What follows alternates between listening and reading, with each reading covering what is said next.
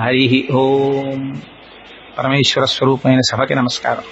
భగవంతుని యొక్క నిర్హేతుకమైన కృపాకటాక్ష వీక్షణాల చేత శ్రీవేంకటాచల వైభవము అనబడేటటువంటి విషయం గురించి మాట్లాడే అదృష్టాన్ని పరమాత్మ కటాక్షించాడు. అసలు ఈ శ్రీవేంకటాచల వైభవము అనేటటువంటి విషయం గురించి మాట్లాడాలనేటటువంటి సందర్భం కూడా చాలా ఆశ్చర్యకరమైనటువంటి స్థితిలో ఏర్పడింది. నేను ఫుడ్ కార్పొరేషన్లో ఉద్యోగం చేస్తున్న రీత్యా నాకు బ్రహ్మశ్రీ హరిప్రసాద్ గారితో చాలా కాలం నుంచి పరిచయం. నేను చాలా విశేషంగా గౌరవించేటటువంటి ఆఫీసర్స్లో వారొకరు. వారంటే వ్యక్తిగతంగాను ఆఫీసర్గాను కూడా నాకు చాలా గౌరవం ఉంది, చాలా భక్తి ఉంది. చేత వారు కోటేశ్వరరావు ఒకసారి ఇలా ప్రసంగం చెయ్యాలో అన్నారు. తప్పకుండా చేద్దాం సార్ అన్నాను. కానీ ఏ టాపిక్ మీద అన్నది ఎప్పుడు అనుకోలేదు. కానీ ఆ రోజు తిరుమల వెళ్ళి ఎందుకో వారి ఇంటికి వెళ్ళాను. వెళితే వెంకటాచల వైభవం గురించే మాట్లాడుకోవాలి అని పరమేశ్వరుడే ప్రచోదనం చేయించాడు. అది కార్యరూపం దాల్చి ఇవాల్టి రోజున ఇక్కడ కూర్చుని వెంకటాచల వైభవం మీద మాట్లాడేటటువంటి అదృష్టాన్ని పరమాత్మ కటాక్షించి మనకి కలియుగంలో సాక్షాత్తుగా శ్రీ వెంకటేశ్వరుడే పరమపావనమైనటువంటి దైవం. వెంకటేశ్వరుణ్ణి తెలియనటువంటి వారు, వెంకటేశ్వరుడి యొక్క దర్శనం చెయ్యని వారు, ఏడుకొండలు ఎక్కని వారు ఎవరు ఉండరు. తెలుగువారి ఇలవేలుపువై అంటారు మహానుభావులు. అందుకని అందున తెలుగువారికి వెంకటాచలపతి, ఆ వెంకటరమణుడు అంటే ఉండేటటువంటి భక్తి మరింత ప్రసిద్ధం. భవిష్యోత్తర పురాణం అని, ఆ భవిష్యోత్తర పురాణము, వరాహ పురాణము మొదలైనవి వెంకటాచల మహాత్యం గురించి చాలా విశేషమైనటువంటి వర్ణనం చేసి ఉన్నాయి. అసలు ఆ కొండ పేరే చాలా చిత్రమైనటువంటి పేరు. ఆ కొండ పేరు పెట్టడమే వెంకటాచలము అని పేరు పెట్టారు. ఎంత ఆశ్చర్యకరమైన విషయం అంటే అన్నారు, అజాయమానో బహుధా విజాయతి. అసలు పరమేశ్వరుడికి జన్మనెత్తవలసిన అవసరం ఎక్కడుంది? ఆయనేం మనలా కర్మ చేసిన వాడు కాడు. మనలా కర్మ ఫలితాన్ని అనుభవించడానికి పాంచభౌతికమైనటువంటి శరీరంతో రావలసిన అగత్యమున్నవాడు అంతకన్నా కాడు. మరి అటువంటి వాడు శృతంది అజాయమానో బహుధా విజాయతే. జన్మనెత్తవలసినటువంటి అవసరము లేనివాడు జన్మనెత్తుచున్నాడు అన్నది. అది తనంత తాను స్వీకరించాడైన ఒక స్వరూపాన్ని. దీని కొరకు ఇందుకు ఆయన కూడా మనలాగే కరచరణాదులతో కదలాడి ఈ కంటితో చూడడానికి సులభమైనటువంటి స్వరూపంతో తిరుగాడవలసినటువంటి అవసరం పరమాత్మకి ఎందుకు కలిగింది? ఆయన భగవద్గీతలో చెప్పాడు, యదా యదా హి ధర్మస్య గ్లానిర్భవతి భారత అన్నాడు. ఎప్పుడెప్పుడు ధర్మమునకు అపకారం కలుగుతుందో, ఎప్పుడెప్పుడు మళ్లీ ధర్మాన్ని తాను పునరుద్ధరించవలసి వస్తుందో, అప్పుడు ధర్మమునకు హాని చేసేటటువంటి వారిని మట్టు పెట్టడం కోసమని పరమాత్మ ఒక స్వరూపాన్ని తీసుకుని ఈ భూమి మీద నడయాడతారు.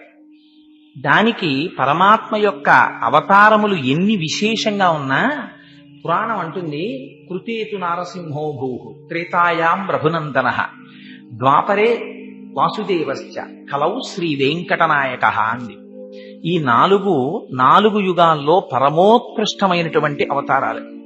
ఒకటి కృతేతు నారసింహో భూహు.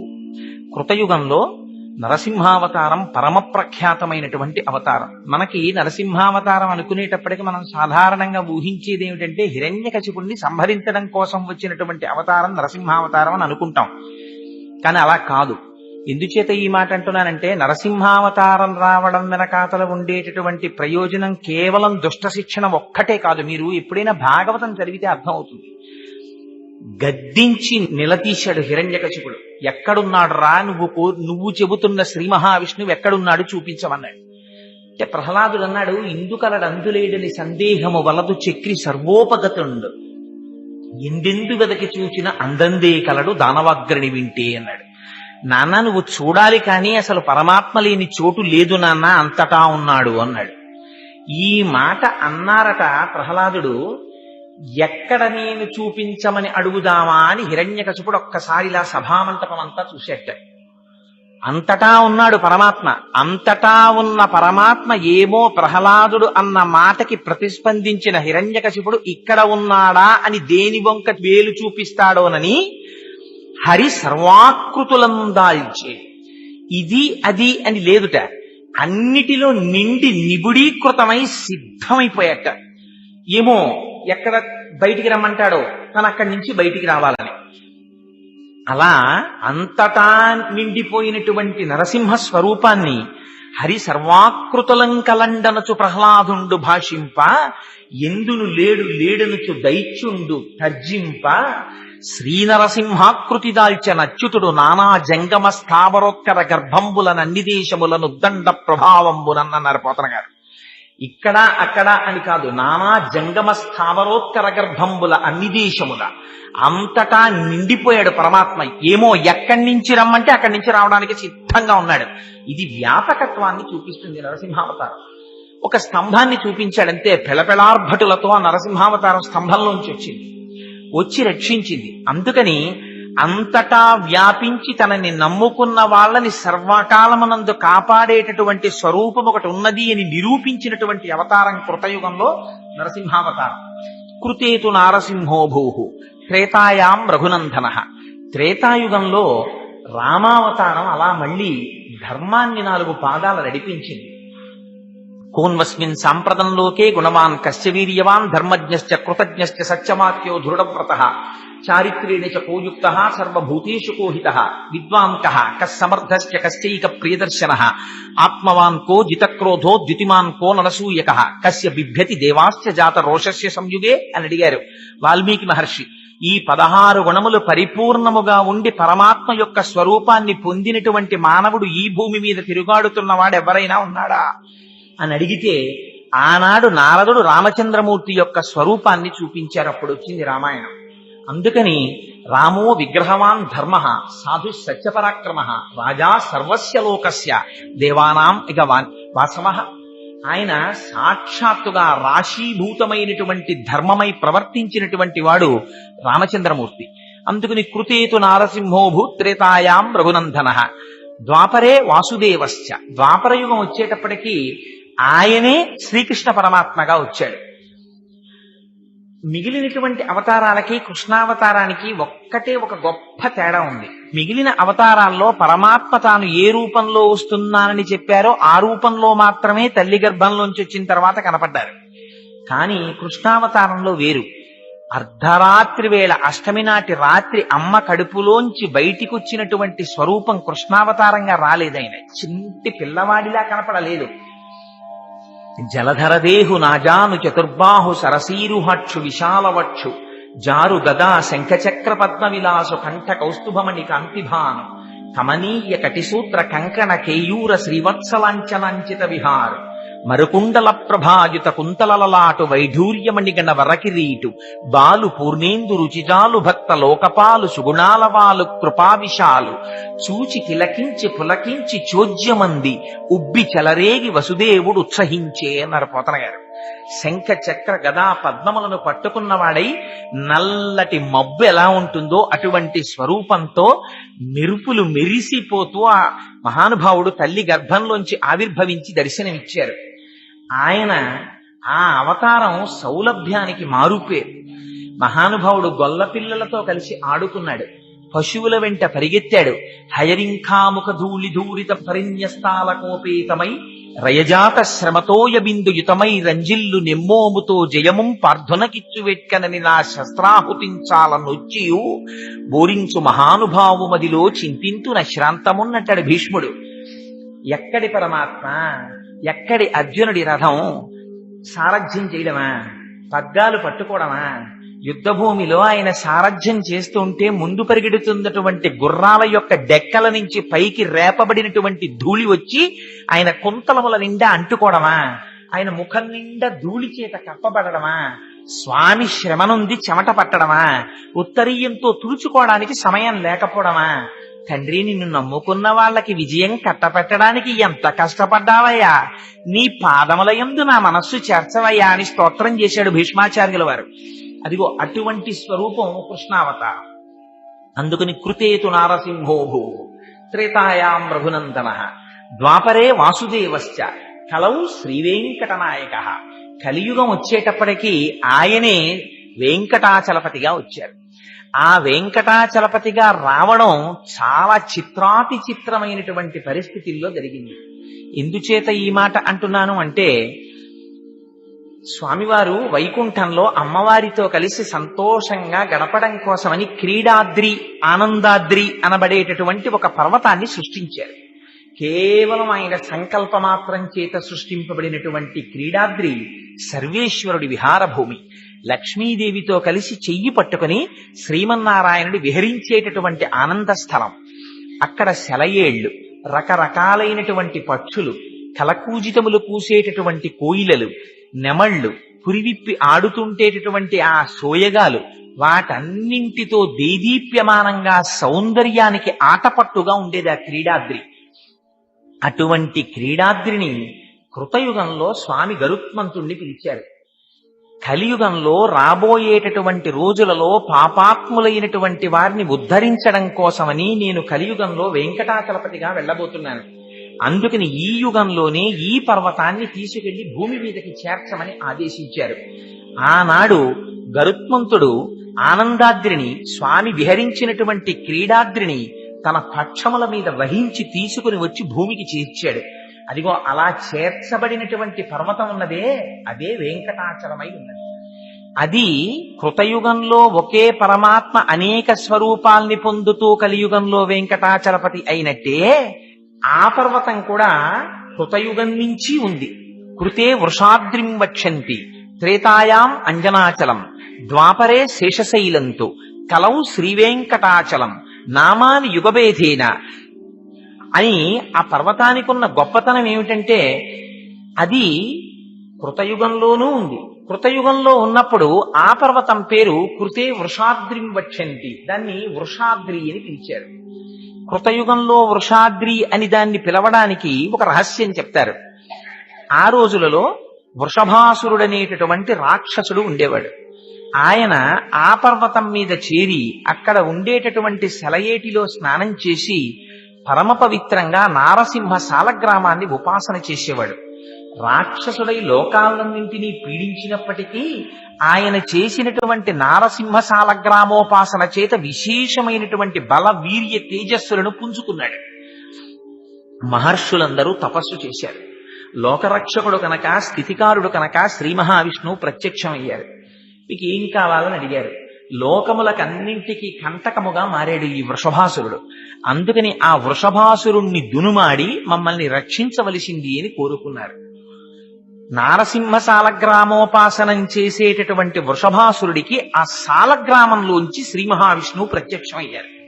ప్రత్యక్షమైతే ఆయనంత విచిత్రమైన వ్యక్తో చూడండి. ఆయన అన్నాడు, స్వామి నాకేమీ కోరిక లేదయా, శ్రీనివాసానంత గోవింద అని ఆయన్ని పిలిచి నాకొక్కటే ఒక్క కోరిక, నాకు నచ మోక్షం నచ స్వర్గం పరమేష్ట్య పదం హరేహి, నాకు స్వర్గం వద్దు, నాకు మోక్షం వద్దు, నాకు పరమేష్టి పదం వద్దు, నాకేమీ వద్దు.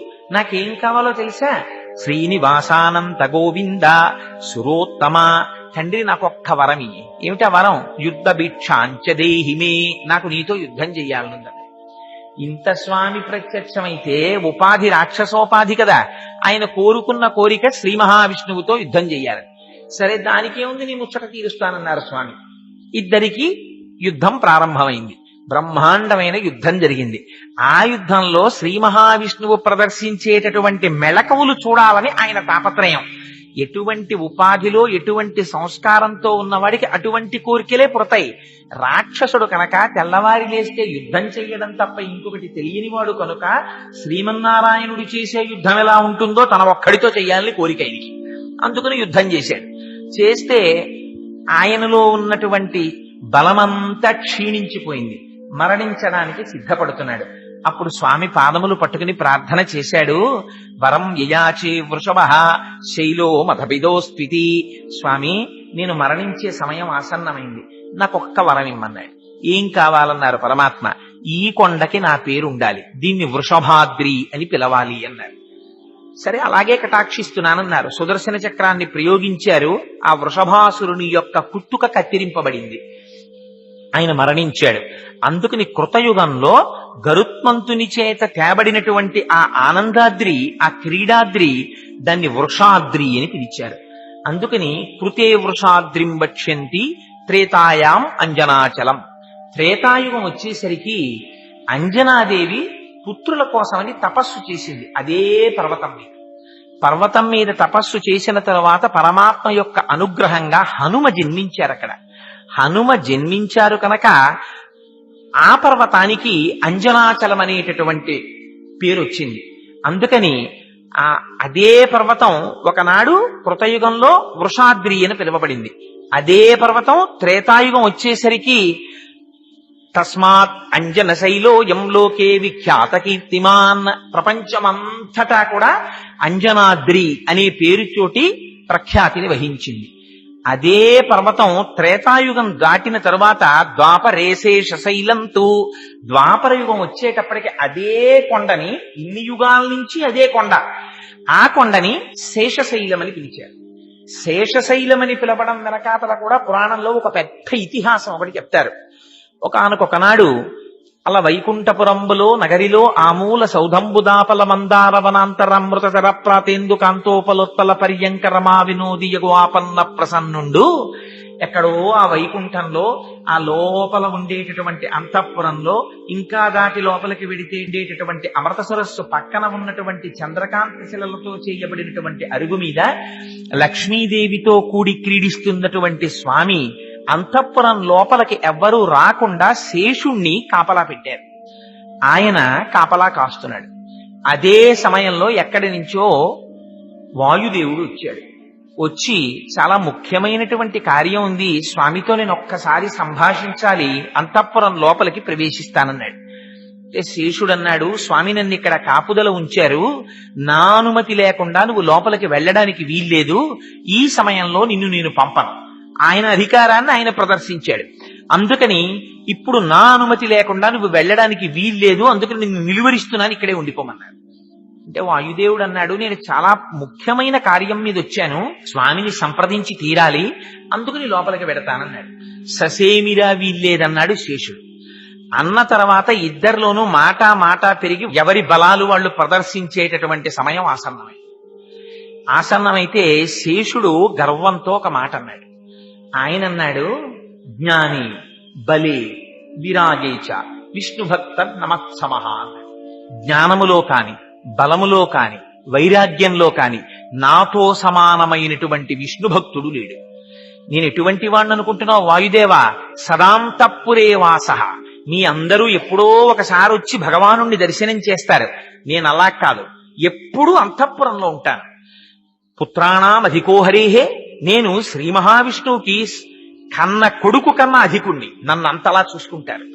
అందరూ వెళ్ళిపోయిన తర్వాత లోపలికి వచ్చి ఏకాంత శయనంలో ఎవ్వరూ లేనప్పుడు స్వామి ఎవరి మీద పడుకుంటారో తెలుసా? నా మీద పడుకుంటారు, నన్ను పరుపు చేసుకుని పడుకుంటారు. మా అమ్మ లక్ష్మీదేవి నా మీద కూర్చుని స్వామి పాదములను ఒత్తుతూ పరవశించిపోతుంటుంది. అటువంటి ఏకాంత మందిరంలో స్వామికి పాన్పునై వారి ఆనందములకు సాక్షినైనటువంటి వాణ్ణి నేను. అటువంటి వాణ్ణి నన్ను కాదని నువ్వు లోపలికెడతావా? నువ్వెంత నేనెంత అన్నాడు. ఈ మాటలు అమ్మవారి చెవిన పడ్డాయి. అబ్బో స్వామి శృతి మించి రాగాన పడింది, ఎవరి అహంకారాలు వాళ్ళు బయట పెట్టుకుంటున్నారు అంది. అనేటప్పటికీ అయ్యవారు బయటికి వచ్చారు. ఆయన ఎక్కడెక్కడ అహంకారం తలెత్తుతుందో అప్పుడప్పుడు ఆ అహంకారాన్ని తీసేయడమే స్వామివారి పని. అందుకని వెంటనే స్వామి అన్నారు, మాటల చేత పౌరుష పరాక్రమాలు ఎక్కడికి తెలుస్తాయో ఈ శేషుడా, అదిగో భూమి మీద క్రీడాద్రి అనబడేటటువంటి నా విహార భూమి పర్వతం గరుత్మంతుడు తీసుకెళ్లి కిందికి చేర్చాడు. నువ్వెళ్ళి ఆ పర్వతాన్ని గట్టిగా చుట్టుకో. వాయుదేవుడు తను చాలా బలవంతుడు అంటున్నాడు కదా, వాయుదేవుడు ఆ పర్వతాన్ని చిమ్ముతాడు దూరంగా. నీ బలంతో ఆ పర్వతం కదలకుండా చెయ్యి. వాయుదేవుడు కదపగలడేమో చూస్తాం. నేను కాదు నిర్ణయించవలసినది, దేవతలందరూ చూస్తారు, ఋషులందరూ చూస్తారు. కదపగలిగావా నువ్వు బలవంతుడవు. నువ్వు అంత బలంతో చిమ్మినప్పటికీ పర్వతం కదలకుండా శేషుడు చెయ్యగలిగాడా? శేషుడు బలవంతుడు. అందుకని మీ ఇద్దరు బల ప్రదర్శన చేసి ఎవరు గొప్పవారో నిర్ణయించుకోండి, మాటలెందుకు అన్నారు పరమాత్మ. ఇది అహంకారం తీసేయడం కోసమని చేస్తూ ఉంటారు. అంటే గబగబా పరిగెత్తాడు శేషుడు, ఆ క్రీడాద్రిని చుట్టుకున్నాడు. చుట్టుకుని పడుకున్నాడు. పడుకునేసరికి వాయువు వచ్చారు, చూశారు. ఓహో శేషుడు చుట్టుకుని పడుకుని నేను ఈ పర్వతాన్ని కదపలేననుకుంటున్నాడు అనుకున్నారు. కనిష్టాంగుళి సంస్పర్శ పర్వతో భోగి సంయుత. ఆ పాము చుట్టుకుని పడుకున్నటువంటి పర్వతాన్ని తన చిటికిన వేలి గోటితో కొట్టారు. కొడితే సహస్రమర్థ లక్ష్యంచ, అది ఎక్కడికి వెళ్ళిపోయింది?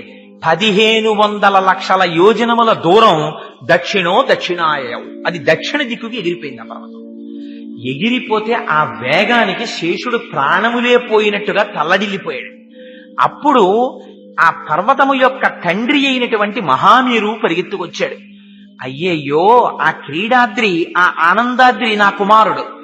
మీ ఇద్దరి పౌరుష ప్రతాపాలు చూపించడం కోసం నువ్వు కొట్టిన దెబ్బకి ఆ పర్వతం అంత దూరం వెళ్ళిపోతోంది, ఆ పర్వతాన్ని మళ్ళీ కాపాడమన్నారు. అంటే ఆ పర్వతాన్ని మళ్ళీ తీసుకొచ్చి వాయుదేవుడు, ఆయన ఏమో ననిలుడు, ఆయన తన వేగంతో తోశాడా, మళ్ళీ వస్తుంది, మళ్ళీ తీసుకొచ్చి యథాస్థానమనందు ఉంచాడు. ఆ ఉంచడంలోనే వెంకటాచలానికి ఉన్నటువంటి గొప్పతనం ఏమిటో తెలుసా అండి? ఆనాడు శేషాద్రిగా పావు చుట్టుకొని పడుకున్నప్పుడు ఏ స్థితిలో ఉండిపోయిందో అదే స్థితిలో ఇప్పటికీ పావు పడుకున్నట్టే ఉంటుంది ఆ పర్వతం. అందుకే శేషాచలానికి ఉన్నటువంటి ప్రఖ్యాతి, ఆ శేషుడు పడుకుంటే తోక మీద ఉండేటటువంటి దేవాలయం శ్రీశైలం ఉంటుంది. ఇంకొంచెం ముందుకొస్తే వీపు మీద ఉండేటటువంటి దేవాలయం అహోబల క్షేత్రం ఉంటుంది. అహోబిలం అంటుంటారు. అహోబిలం కాదు, అహోబలం దాని పేరు. అహోబలం అన్నారు నరసింహస్వామి వచ్చినప్పుడు. అందుకని అహోబల క్షేత్రం ఉంది. ఇంకొంచెం ముందుకొస్తే పాము యొక్క నోటిలో శ్రీకాళహస్తి క్షేత్రం ఉంటుంది. పాము యొక్క పడగ మీద ఆనంద నిలయం ఉంటుంది. ఆ ఆనంద నిలయంలో ఆనంద నిలయాధీశుడై పరమాత్మ ఉంటారు. పరమాత్మ యొక్క స్వరూపం ఏమిటి? పరమాత్మ యొక్క స్వరూపము రాశీభూతమైనటువంటి ఆనందము. ఆనందము తప్ప ఆయనకి ఎన్నడూ దుఃఖం ఉండదు. దుఃఖం ఉండనివాడు కాబట్టి సర్వకాలముల యందు ఆనందంగా ఉంటాడు. కాబట్టి ఆయన ఉండేటటువంటి నిలయం ఆనంద నిలయం. అందుకే మనకొక గొప్ప ప్రమాణం ఉంది. ఆలయం యొక్క గొప్పతనాన్ని చెప్పేటప్పుడు ఆలయానికి ఉండేటటువంటి విమానపు పేరుని బట్టి చెప్తారు. మీరు అందుకే చూడండి, ఆలయం ఎంత గొప్పదో ఆలయ శిఖరము, ఆలయ విమానము అంత గొప్పవి. అందుకే విమాన వెంకటేశ్వరుడు అని ఉంటారు. విమాన వెంకటేశ్వరుడు, లోపల ఉండే వెంకటేశ్వరుడు ఇద్దరిది సమానమైనటువంటి స్థాయి. విమాన వెంకటేశ్వరుడి చుట్టూ పల్లకి వస్తే స్వామి ఒక్కసారి అక్కడ ఆగుతారు. విమాన వెంకటేశ్వరుడు ఎంతటి దర్శనమో లోపల ఉండేటటువంటి ధ్రువమూర్తి దర్శనం కూడా తత్తుల్యమైనటువంటి దర్శనం. రెండు సమాన స్థాయిలో ఉంటాయి. అందుకే విమానానికి పేరుంటుంది. మీరు తిరుమల వెడితే తిరుమలలో ఉండేటటువంటి విమానం, విమానం అంటే గర్భాలయం మీద ఉండేటటువంటి గోపురం, ఆ విమానమునకు ఆనంద నిలయము అని పేరు. అదే మీరు శ్రీరంగం వెళ్ళారనుకోండి, శ్రీరంగనాథుడు పడుకుని ఉంటాడు. ఆ విమానానికి పేరేమిటో తెలుసా అండి? ప్రణవాకార విమానము అని పేరు. అదే మీరు కంచి వెళ్ళారనుకోండి, కంచిలో వరదరాజస్వామి ఉంటారు, పుణ్యకోటి విమానము అని పేరు. విమానానికి ఉండేటటువంటి పేరుని బట్టి మీకు కలిగేటటువంటి సిద్ధి, ఆదర్శనం చేత వచ్చేటటువంటి ఫలితము నిర్ణయింపబడతాయి. శ్రీరంగం వెళ్ళి శ్రీరంగం విమానం కింద నిలబడితే ప్రణవం అర్థమవుతుంది. మీకు భగవానుడికి ఉండేటటువంటి సంబంధం తెలుస్తుంది. కోటి జన్మల పుణ్యము ఘనీభవిస్తే మీరు వరదరాజస్వామి దేవాలయంలో విమానం కిందకెళ్ళి నిలబడగలుగుతారు. ఆ తెత్తును నిలబడి ఉంటాడు మహానుభావుడు వరదరాజస్వామి. అందుకని కంచిలో వరదరాజ గోపురానికి, ఆ విమానానికి పుణ్యకోటి విమానం అని పేరు. తిరుమల వస్తే ఆనంద నిలయం అనే పేరు. దానికి ఇంకొక పేరు లేదు, అది ఆనందము. అందుకే మీరు చూడండి, ఎన్ని గంటలు క్యూలో నిలబడండి, ఎన్ని రోజులు క్యూలో నిలబడండి, మీరు ఒక్కసారి వెళ్లి వెంకటేశ్వర స్వామి వారిని ఆపాదమస్తకం దర్శనం చేసేటంతటి సౌలభ్యం కలుగుతుందా? నిజానికి చూడక చూసి తోసేవాడు, ముందుకు జరిపేసేవాడు, కేకలేసేవాడు, ఇన్నిటిలో కూడా మీరు అలా వెడుతూ ఒక్కసారి ఇలా స్వామిని పైనుంచి కిందకి, కింద నుంచి పైకి చూశారా, ఒక గొప్ప ఆనందానుభూతి ఏర్పడిపోతుంది. ఆ ఆనందంతో బయటికి వచ్చి ఇంత కష్టపడిన వాడు ఏమంటాడు? ఎంత సంతోషం అండి, ఎంత సంతోషం అండి, ఎంత ఆనందం కలిగిందో నిజంగాను, ఏమి స్వరూపం అండి వెంకటేశ్వర స్వామి వారిది, మురిసిపోయామంటారు. ఆ తిరుమల వెళ్ళిన వాళ్ళని మీరు చూడండి, మీరు ఎక్కడైనా ప్రపంచంలో ఏ దేవాలయం దగ్గరైనా మీరు అలా ఉండడం చూసారా? ఒక మాట పెడతారు, దర్శనం చేసుకుంటారు, వచ్చేస్తారు. ఇంకా ఇక్కడ దగ్గరలో చూడవలసిన ఆలయాలు అవి ఏమైనా ఉన్నాయా అండి అని అడుగుతారు. ఏదో చుట్టుపక్కల ఉన్న ఆలయాలు అవి దర్శనం చేస్తారు. తిరుమల వెళ్ళిన వాళ్ళు ఏం చేస్తారు? ఉదయం సుప్రభాత సేవ, అష్టదళ పాదపద్మారాధన, మధ్యాహ్నం ఏమో ఆర్జిత బ్రహ్మోత్సవం, సాయంత్రం సహస్ర దీపాలంకార సేవ. 4 టికెట్లు వాడి చేతిలో ఉండనివ్వండి, ఏకాంత సేవ టికెట్ కూడా దొరుకుతోంది అన్నారు అనుకోండి, వెళ్ళిపోడు, పరిగెత్తుకుంటూ వెళ్ళిపోతాడు. వెళ్ళిపోయి దర్శనం చేసుకుంటాడు. ఎన్ని మాటలు దర్శనం చేయనివ్వండి, చేశాం కదండి దర్శనం, ఇంకా అక్కర్లేదు లేదు. మీకు ఎవరైనా తిరుమలలో కనపడి అయ్యా మిమ్మల్ని స్వామిని దర్శనం చేయిస్తాం వస్తారా అంటే, అయిపోయింది సార్ 3 మాటల ఇంకెందుకు లేదు, మేము చెయ్యమన్న వాడిని ఒకటి చూపించండి నాకు. అలా ఉండరు. ఎన్ని మాటలు దర్శనం చేసినా మళ్ళీ చేస్తాను మళ్ళీ చేస్తాను మళ్ళీ చేస్తానంటాడు. దర్శనం చేసేసి బయటికి వచ్చిన వాడిని తప్పు లేకుండా ఆపాదమస్తకం వెంకటాచలపతిని వర్ణించి చెప్పమనండి, చెప్పలేరు. ఎంత మాత్రం పొరపాటు లేకుండా పాదముల నుంచి శిరస్సు వరకు చెప్పడం చాలా కష్టం. ఎందుకో తెలుసా అండి? అలా ఎందుకు చెప్పలేమంటే అసలు అది నిలయమే ఆనంద నిలయం, అందుకని విమానం పేరు. అది సహస్రార దర్శనం. ఆ ఆనందం ఇవ్వడం కోసమని పరమాత్మ సౌలభ్యంతో ఇవ్వాల మూర్తీభవించినటువంటి సౌందర్య రాశి అయి మన కన్నుల ముందు నిలబడ్డారు. ఒకసారి దర్శిస్తే అది వాక్కుల చేత ఆవిష్కరించేది కాదు, అందుకే తిరిగి చెప్పడం కష్టం. అలౌకికమైన ఆనందాన్ని పొందేస్తారు. ఇంత చిన్న చిన్న పిల్లలు తలనీలాలు ఇచ్చేసి ఆ గుళ్లతోటి తండ్రి భుజాల మీద ఎక్కి కూర్చుంటారు. వాడు కూడా వాడికి ఏం తెలుసో అక్కడ దాకా వెళ్ళేటప్పటికి ఇలా నమస్కారం చేసేసి వెనక్కి తిరిగి చూస్తాడు తప్ప, ఏ పిల్లవాడైనా స్వామి వంక చూడకుండా వేరొక వైపు చూస్తున్న పిల్లవాడిని చూపించండి నాకు ఆనంద నిలయంలో. ఇది అపారమైనటువంటి ఆకర్షణ శక్తి. ఇది ఆనంద నిలయానికి ఉన్నటువంటి గొప్పతనం. అందుకని ఆ విమానం పేరు ఆనంద నిలయమే. ఆ పర్వతము పేరు కలియుగంలో వెంకటాచలమే.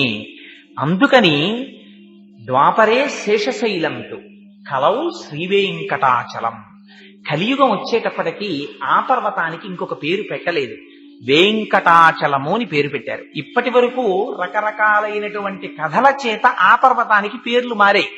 కృతయుగంలో వృషభాసురుడి వల్ల మారింది, త్రేతాయుగంలో అంజనాదేవి వల్ల మారింది, ద్వాపర యుగంలో ఆ శేషుడి యొక్క కథ వల్ల మారింది. కలియుగంలోకి వచ్చేసరికి పరమాత్మ దాన్ని వెంకటాచలమనే పిలిచారు. అలా పిలవడం వెనకాపల రహస్యం ఏమిటో తెలుసా అండి? ద్వాపర యుగం పరిసమాప్తమైంది. ఇది నేను భవిష్యోత్తర పురాణంలోంచి కానీ వామన పురాణంలోంచి కానీ ఈ సంఘటన చెప్పటం లేదు. ఈ ఒక్క సంఘటన ఇప్పుడు చెప్పేది. ఇది శ్రీ గురు చరిత్రలోంచి చెప్తున్నాను. కలియుగం ప్రారంభానికి ముందు బ్రహ్మగారు కలియుగం ప్రారంభమవుతోందనగా ఈ యుగమునకు ఎవరురా అధినేత అని అడిగారు. కలిపురుషుడు అన్నారు. ఆ కలిపురుషుణ్ణి సభలో ప్రవేశపెట్టండి అన్నారు. ఆ కలిపురుషుడు సభలోకి ఎలా వచ్చాడో తెలుసా అండి? వాడు దిగంబరుడై ఎడమ చేతితో తన అవయవాన్ని పట్టుకున్నాడు, కుడి చేతితో నాలుకని చేత్తో లాగి పట్టుకుని సభలోకి వచ్చాడు. వస్తే బ్రహ్మగారు ఆశ్చర్యపోయారు. ఏమిరానికి సభా మర్యాద తెలియదా? ఇంత దారుణంగా లోపలికి వచ్చామేమిరా అని అడిగారు. అడిగితే ఆయన అన్నాడు, మహానుభావ, కలియుగంలో ఉండేటటువంటి వారందరినీ నేను ఈ రెండింటి చేతనే పతనం చేసేస్తాను. సమయాసమయములను చూడకుండా, వావివరసలు చూడకుండా, సర్వకాలముల యందు మనస్సులో కామప్రచోదనం. 2, ఎంత తిన్నా రసాంకురము చేత తాదాత్మ్యత. ఎప్పుడూ నాలుక మీద దృష్టి, ఎప్పుడూ కామమునందు దృష్టి. ఈ రెండిటి చేత మనుష్యుల్ని భ్రష్టుల్ని చేస్తాను. అందుకని కలియుగంలో నేను ఇలా వెడుతున్నాను, ఇలా మీ సభలో ప్రవేశించానన్నారు. సరే, ఇది నీ ధర్మం కనుక నువ్వు అలాగే బయలుదేరు అన్నారు. అందుకని కలిపురుషుడి యొక్క శక్తి అటువంటిది. మనం అడిగామండి వెళ్ళి, స్వామి ఇలా వస్తున్నాడయ్యా కలిపురుషుడు, మమ్మల్ని మేము రక్షించుకోగలమా? 5 ఇంద్రియములు ఉన్నాయి మాకు, ఒక్కొక్క ఇంద్రియం ఉంటేనే ఒక్కొక్క జాతి నశించిపోతోంది. ఇంకా 5 ఇంద్రియాలున్న వాళ్ళం పతనమైపోతాం తండ్రి, మమ్మల్ని ఎవరు రక్షిస్తారని మనం ఏమైనా అడిగామా పరమాత్మని? మనం అడగకపోయినా విచిత్రం ఏమిటో తెలుసా అండి? దీని గురించి మొట్టమొదట బాధపడిన వారు చతుర్ముఖ బ్రహ్మగారు బాధపడ్డారు. ఒకనాడు నారదుణ్ణి పిలిచి, అసలు కలియుగం ప్రారంభమైందిరా, ద్వాపర యుగం అయిపోయింది, ఒక్కసారి కలియుగానికి వెళ్ళి కలియుగంలో ఉండేటటువంటి ప్రజలు ప్రధానంగా ఎలా ఉన్నారు, దేని చేత బాధపడుతున్నారో చూసిరా అన్నారు. అంటే ఆయన వచ్చి వెంటనే తండ్రి గారితో చెప్పిన మాట ఏమిటో తెలుసా అండి? మొదటి మాట చెప్పాడాయన, కమలాక్షు నర్చింపక అనక కామముతోడి కామాక్షితోడి పొద్దు గడుపువాడు. నాన్న, కలియుగంలో మనుష్యులు ఎలా ఉన్నారో తెలుసా? అసలు సర్వేశ్వరుడు ఒకడున్నాడు, వాడు నియమించి శాసించేవాడు. వాడి దగ్గర కూర్చుని కాసేపు వాడికి నమస్కారం చేద్దామనేటటువంటి భావన ఉన్నవాళ్లే తగ్గిపోయారు. ఎంతసేపు సమయం గడిపినా ఉన్న ఒకే ఒక్క సంతోషం మనిషికి ఏమిటో తెలుసా? ఎంతసేపు స్త్రీ. భార్యని ముద్దులాడుకుంటూ, భార్యని పొగుడుకుంటూ, భార్యతో జీవితం గడపడం, కామాతురతతో సమయాన్ని నశింప చేసుకోవడం. మొట్టమొదట ఇలా భ్రష్టులైపోతున్నారు. రెండవది, రాజీవలోచను పూజింపనొల్లక రాజప్రభువను శుభ్రమయువారు. తనని ఉద్యోగంలో నియమించిన వాడు ఒకడు ఉంటాడు. వాడు తనకి ఒక 4 రూపాయలు ఇస్తున్నాడు కనుక వాడి యందు యోగ్యతాయోగ్యతలు ఉన్నా లేకపోయినా పొగట్ట వాడిని భ్రష్టు పట్టిస్తుందని తనకి తెలిసినా, పొగడబడడానికి కావలసినటువంటి యోగ్యత ఆయన యందు లేదని తెలిసినా, భగవంతుని దగ్గర కూర్చుని ఒక్క స్తోత్రం చెప్పడం చేత కాకపోయినా నేర్చుకుని వెళ్లి 4 రూపాయలు ఇస్తున్నారని ప్రభువుల్ని పొగుడుతున్నారు. నాన్న, ఇవాళ కలియుగంలో వచ్చిన రెండో భ్రష్టత్వం అది. మూడవ భ్రష్టత్వం ఏమిటో తెలుసా నాన్న? శ్రీనాథు సేవింపనొల్లక శ్రీమంతులయ్యుండ తలుచువారు. ఎవ్వరికి అసలు లక్ష్మీనాథుడైనటువంటి శ్రీనాథుణ్ణి కొలిచి ఆయన అనుగ్రహంతో ఐశ్వర్యాన్ని పొందుదామన్న కోరిక ఎవ్వడికి లేదు. ప్రతివాడికి ఉండే కోరిక ఏంటంటే ఎలా డబ్బు సంపాదిద్దాం, ఎలా డబ్బు సంపాదిద్దాం, ఎలా డబ్బు సంపాదిద్దాం. నేను ఎందులో పుట్టాను, నా సంప్రదాయం ఏమిటి, నా సంస్కారం ఏమిటి, నాకు ఉండవలసినటువంటి ధర్మాలు ఏమిటి, నేను నా నిత్య జీవితాన్ని ఎలా గడుపుతున్నాను, నాకున్న నిత్య నైమిత్తిక కర్మలేమిటి, నేను ఇందులో ఎన్ని చేస్తున్నాను, నా జీవితం ఎలా గడుస్తోంది, నేను ఎక్కడి నుంచి వచ్చాను, నేను ఎక్కడికి వెళ్ళిపోతాను, నాకు రక్షకుడెవరు, నేను ఎవరి నామని చెప్పాలి, అసలు ఈ ఆలోచనే లేదు. ఉన్నదల్లా ఆలోచన ఏమిటో తెలిసానన్నా, ఎంత సంపాదిద్దాం, ఎంత సంపాదిద్దాం, ఎంత సంపాదిద్దాం, అంతే.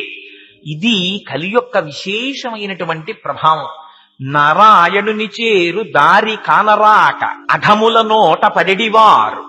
నారాయణుడనేటటువంటి వాడు ఒకడున్నాడు, ఆయన్ని సేవిద్దామనేటటువంటి ఆలోచన ఒక్కరికి లేదు. ఎవరిని చూసినా పాపం అయితే అయింది కానీ ఎల్లాగో అలా ఇది చేసేసి మనం ఆనందంగా ఉంటే చాలు, మనం సుఖంగా ఉంటే చాలు. సాక్షకుడున్నాడు, అందుకని నారాయణుడు అన్న పేరు వాడారు. నారములన్నిటికీ ఆయన ఆయనమైన వాడు. అట్లాంటి స్థితిలో లోపల వాడుండి గమనిస్తున్నాడని కూడా చూడకుండా అన్ని పాపములు చేసి మనం ఆనందంగా ఉన్నాం, ఆనందంగా ఉన్నాం, ఆనందంగా ఉన్నాం అనుకుంటూ ఊబిల్లో దిగిపోతున్నారు నాన్న మనుష్యులందరూ. నాకు వాళ్ళ యొక్క స్థితిని చూసి చాలా జాలి కలుగుతోంది. అసలు వాళ్ళు ఎలా ఉద్ధరింపబడతారు తండ్రి అని అడిగాడు. అడిగితే బ్రహ్మగారు అన్నారు, నిర్హేతుకమైన కృపతో పాపరాశి ఇంతగా పెరిగిపోతున్నప్పుడు కేవలం తన నామం చెప్తే చాలు మురిసిపోయి ఉద్ధరించగలిగినటువంటి దయాశాలి అయిన వాడు శ్రీ మహావిష్ణువు ఒక్కడే. అందుకని శ్రీ మహావిష్ణువు కలియుగంలో భూమి మీదకి వచ్చేటట్టుగా నువ్వు ప్రచోదనం జరిగేటట్టు కార్యక్రమాన్నందు ప్రవర్తించు అన్నారు. ఎందుకని? బ్రహ్మగారికి జరగబోయేటటువంటి విషయము శ్రీ మహావిష్ణువు యొక్క ఆలోచన తెలుసు కనుక. ఇది స్వామి గ్రహించారు. కలియుగంలో ఉండేటటువంటి జీవుల అల్పాయుర్దాయం, యజ్ఞయాగాది క్రతువులా చెయ్యలేరు, భూరి సంభావనలా ఇవ్వలేరు. పూజాదికములు నిర్వహిద్దామంటే ఆ పూజాదికములు అసలు ఎలా చెయ్యాలో కూడా సరిగ్గా తెలియదు, ఆచార వ్యవహారములు తెలియవు, సంప్రదాయములు తెలియవు. ఇటువంటప్పుడు వీళ్ళెలా ఉద్ధరింపబడతారు? అందుకని ఇది వెంకటేశ్వరుడి యొక్క వైభవం, వెంకటాచలమునకున్న వైభవం, శ్రీ మహావిష్ణువు యొక్క దయ ఇక్కడుంది. ఆయన ఒక మిష పెట్టాడు, భృగువులో ప్రవేశించాడు. అది మీకు పద్మావతి శ్రీనివాసుల పరిణయం చెప్పినప్పుడు ఆ భృగువు యొక్క వృదంతం చెప్తాను. భృగువుని అడ్డుపెట్టి శ్రీ మహావిష్ణువు నడిచొచ్చి వెంకటాచలం మీద కూర్చున్నారు. ఆ కూర్చోవడం చేత దాన్ని వెంకటాచలం చేశారు. వెంకటాచలము అని దాన్ని పిలవడం వెనకాతల ఉన్న రహస్యం ఏమిటో తెలుసా అండి? కలవు నామస్మరణ. మీరు యజ్ఞం చెయ్యలేరు, యాగం చెయ్యలేరు, మీరు పెద్ద పెద్ద క్రతువులు చెయ్యలేరు, సరిగ్గా కూర్చుని పూజే చెయ్యలేరు. మీరంటే మీరని కాదు, నా వంటి వాడి గురించి మహానుభావుడు చంద్రశేఖర పరమాచార్యులు వారు అంటుండేవారు, కలియుగంలో 18 సెకండ్లు పరమాత్మ పాదముల యందు ఎవరైనా మనస్సుని నిలబెట్టగలిగితే వాడు ముచ్చువే అనేవారు. 18 సెకండ్లు నిలబెట్టలేం మనస్సుని మనం. మనస్సు చంచలమై కదిలిపోతుంటుంది. సదా మోహాటవ్యాం చరతి యువతీనాం కుచగిరో నటత్యాశాఖా స్వటతి జడితి స్వైరమభిత కపాలిన్ విక్షోమే హృదయకపి మధ్యంత చపలం దృఢా భక్త్యా బద్ధ్యావా శివభవదధీనం కురు విభో అంటారు శంకర భగవత్పాదులు. స్వామి అస్సలు నిలకడలేదు, కొమ్మ మించి కొమ్మ, కొమ్మ మించి కొమ్మ, కొమ్మ మించి కొమ్మ దూకేస్తోంది. ఇది కోతెనబడేటటువంటి మనస్సు. తమకంబొప్ప పరంగనాజరుల పరద్రవ్యంబుల నృత్యులింగ మహోద్యోగము చేయునెం మనము దానింపట్టి వైరాగ్య పాశంబులన్ కట్టి బిగించి మీ చరణస్తంభంబులన్ కట్టివైచి ముదంబెన్నడు కల్గజేయగదవో శ్రీకాళహస్తీశ్వర అంటారు. స్వామి ఎప్పుడు చూసినా ఎక్కడ దొంగతనం చేద్దాం, ఏ స్త్రీని చూద్దాం, ఎవరింట్లోకి ఎడదాం, ఈ తాపత్రయమే తప్ప నీ పాదముల యందు చేరట్లేదయ్యా, భక్తనే పాశాలేసి కట్టేవయ్యా అంటారు. రోషీరోజుదు కామినీ జనుల తారుణ్యోరు సౌఖ్యంబులన్ బాషీబాయుతు పుత్రమిత్రదన సంపద్భ్రాంతి వాంఛాలతల్ కోశీ కోయదు నామనంబకట నీకున్ ప్రీతిగా సత్క్రియలు చేసి చేయదు దీని త్రుళ్ళడచవే శ్రీకాళహస్తీశ్వర అంటారు. చేసినట్టుంటుంది, జారిపోతుంది. స్తోత్రం చేసినట్టుంటుంది, జారిపోతుంది. భక్తితో నడిచినట్టుంటుంది, జారిపోతుంది. తప్ప సర్వేశ్వరుడి పాద పంజరములోకై ప్రవేశించదు. తండ్రి నీ పాద పంజరములో ప్రవేశపెట్టి నన్ను రక్షించంటారు. అదిగో ఇది మహానుభావుడు మన ఎందు కృప కలిగిన వాడు కనుక ఆయనే నడిచొచ్చారు. నడిచొచ్చి 10 హుండీలు పెడితే బాగుండదా? ఈ 10 హుండీలు పెట్టకూడదా? పెట్టరు. అక్కడే హుండీ యంత్రం ఉంది కింద, అది లాగుతుంటుంది. ఎందుకంత డబ్బు వేయించుకోవడం వెంకటాచలపతి? ఎందుకు వెంకటేశ్వర స్వామి తలనీలాలు పుచ్చుకోవడం ఎందుకు? మంది సృష్టించిన వాడికి మన వెంట్రుకలు తక్కువయ్యాయా? పట్టుకెళ్ళి ఈ తలనీలాలు పుచ్చుకోవడం ఎందుకు? ఆయన తలనీలాలు పుచ్చుకోవడం వెనకాతల ధనాకర్షణ యంత్రము శ్రీచక్రము ఉన్నటువంటి దాని మీద ఆ హుండీ పెట్టడం వెనకాతల రహస్యం ఉంది. అహంకారమును తీసి పుణ్యమును ఇస్తారు ఆయన, పాపమును తీస్తారు. ఆ పాపము వెంట్రుకలను ఆశ్రయించి ఉంటుంది, అందుకని వెంట్రుకలను తీస్తారు. మనకి చొక్కాకి గుండీలన్నా పెట్టుకోడు, చొక్కాకి చిరుగుందేమోనన్నా చూసుకోడు, కానీ వీధిలోకి వస్తుంటే తలకాయ మాత్రం చాలా జాగ్రత్తగా దువ్వుకుంటాడు. అన్నింటికన్నా మనిషి జీవితంలో బెంగ పెట్టుకునేది ఏమిటంటే, అయ్యో నాకు 60 ఏళ్ళు వచ్చేసాయి, నాకు 70 ఏళ్ళు వచ్చేసాయి, ఇప్పటికి నాకు సంధ్యావందనం చెయ్యడం రాదని బెంగ పెట్టుకునేవాడు ఉండడు. ఇప్పటి వరకు నేను శ్రీశైలం వెళ్ళలేదు, తిరుమల వెళ్ళలేదు, స్వామికి ఒక్క సేవ చెయ్యలేదని బెంగ పెట్టుకునేవాడు ఉండడు. దిక్కుమాల జుత్తు తెల్లబడిపోతోందని బెంగ పెట్టేసుకుంటాం. అందుకని ఆ జుత్తు తీసుకుంటాడు ఆయన. జుత్తు ఏమిటో తెలుసా అండి? అహంకార మమకారములను చూపిస్తుంది. అందుకని ఈ శిరస్సు పట్టుకెళ్ళి ఇలా ఉంచేస్తాం. ఉంచేస్తే అహంకారాన్ని పాపరాశిని తీసేస్తారు. వెంట్రుకలని ఆశ్రయించి ఉంటాయి కాబట్టి పాపాలు, తలనీలాలు తీసుకుంటాడు ఆయన. తీసుకుని మనకేమిస్తాడు? పనికి మాలిన వెంట్రుకలు ఆయన బుచ్చుకొని ఆ రూపంతో పాపరాశిని తీసేస్తాడు. అందుకని తలనీలాలు పుచ్చుకుంటాడు. మరి డబ్బులు ఇచ్చుకోవడం ఎందుకు? అందుకే మీరు చూడండి, వెంకటాచల క్షేత్రంలో 5 రూపాయలు వేద్దామని వెళ్ళిన వాడు 10 రూపాయలు వేసేసి వచ్చేస్తాడు. నిజంగా ఎక్కడి నుంచి వస్తుందో తెలియదు. అక్కడికి వెళ్ళిన తర్వాత మీరు ఎప్పుడైనా వెంకటాచల క్షేత్రంలో అర్చనానంతర దర్శనము టిక్కెట్లు అమ్మకుండా మిగిలిపోయినవి అని కౌంటర్ పెట్టి ఏమీ పని లేకుండా అక్కడ కూర్చున్నామండి మీరు చూసారా? 1,00,000 రూపాయలు ఉదయాస్తమాన సేవ అన్నారు అనుకోండి, రేపటికి అయిపోతాయి టికెట్లు. 5 లక్షలు సేవ అయిపోతాయి టికెట్లు. 10,000 అయిపోతాయి, 5,000 అయిపోతాయి. ఒకసారి కొండ మీదకి వెళ్ళారా లాగేస్తాడు.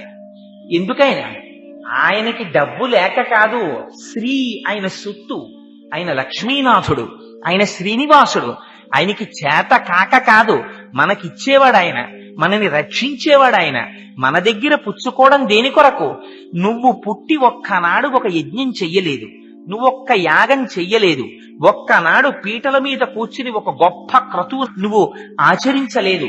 నీకు చేసిన పాపాలో కొండలు పెరిగిపోయినట్టు పెరిగిపోతున్నాయి.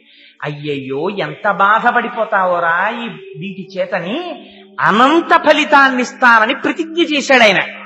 1 రూపాయి తెచ్చిన హుండీలో వేశాడా, యజ్ఞం చేసిన ఫలితం ఇచ్చేస్తాను.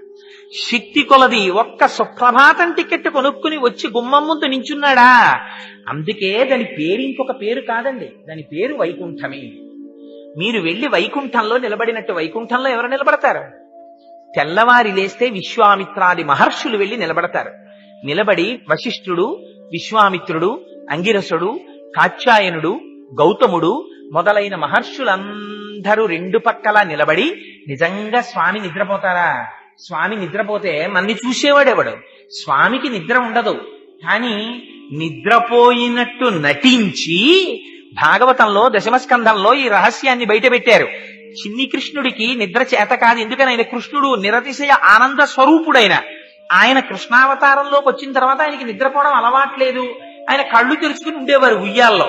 ఉంటే పాపం ఈ గోపకాంతలు జోజో కమలదలేక్షణ జోజో మృగరాజ మధ్య జోజో కృష్ణ జోజో పల్లవక రపద జోజో పూర్ణేందు వదన జోజో ఎన్న చున్ ఉయ్యాలు లూపేవారు.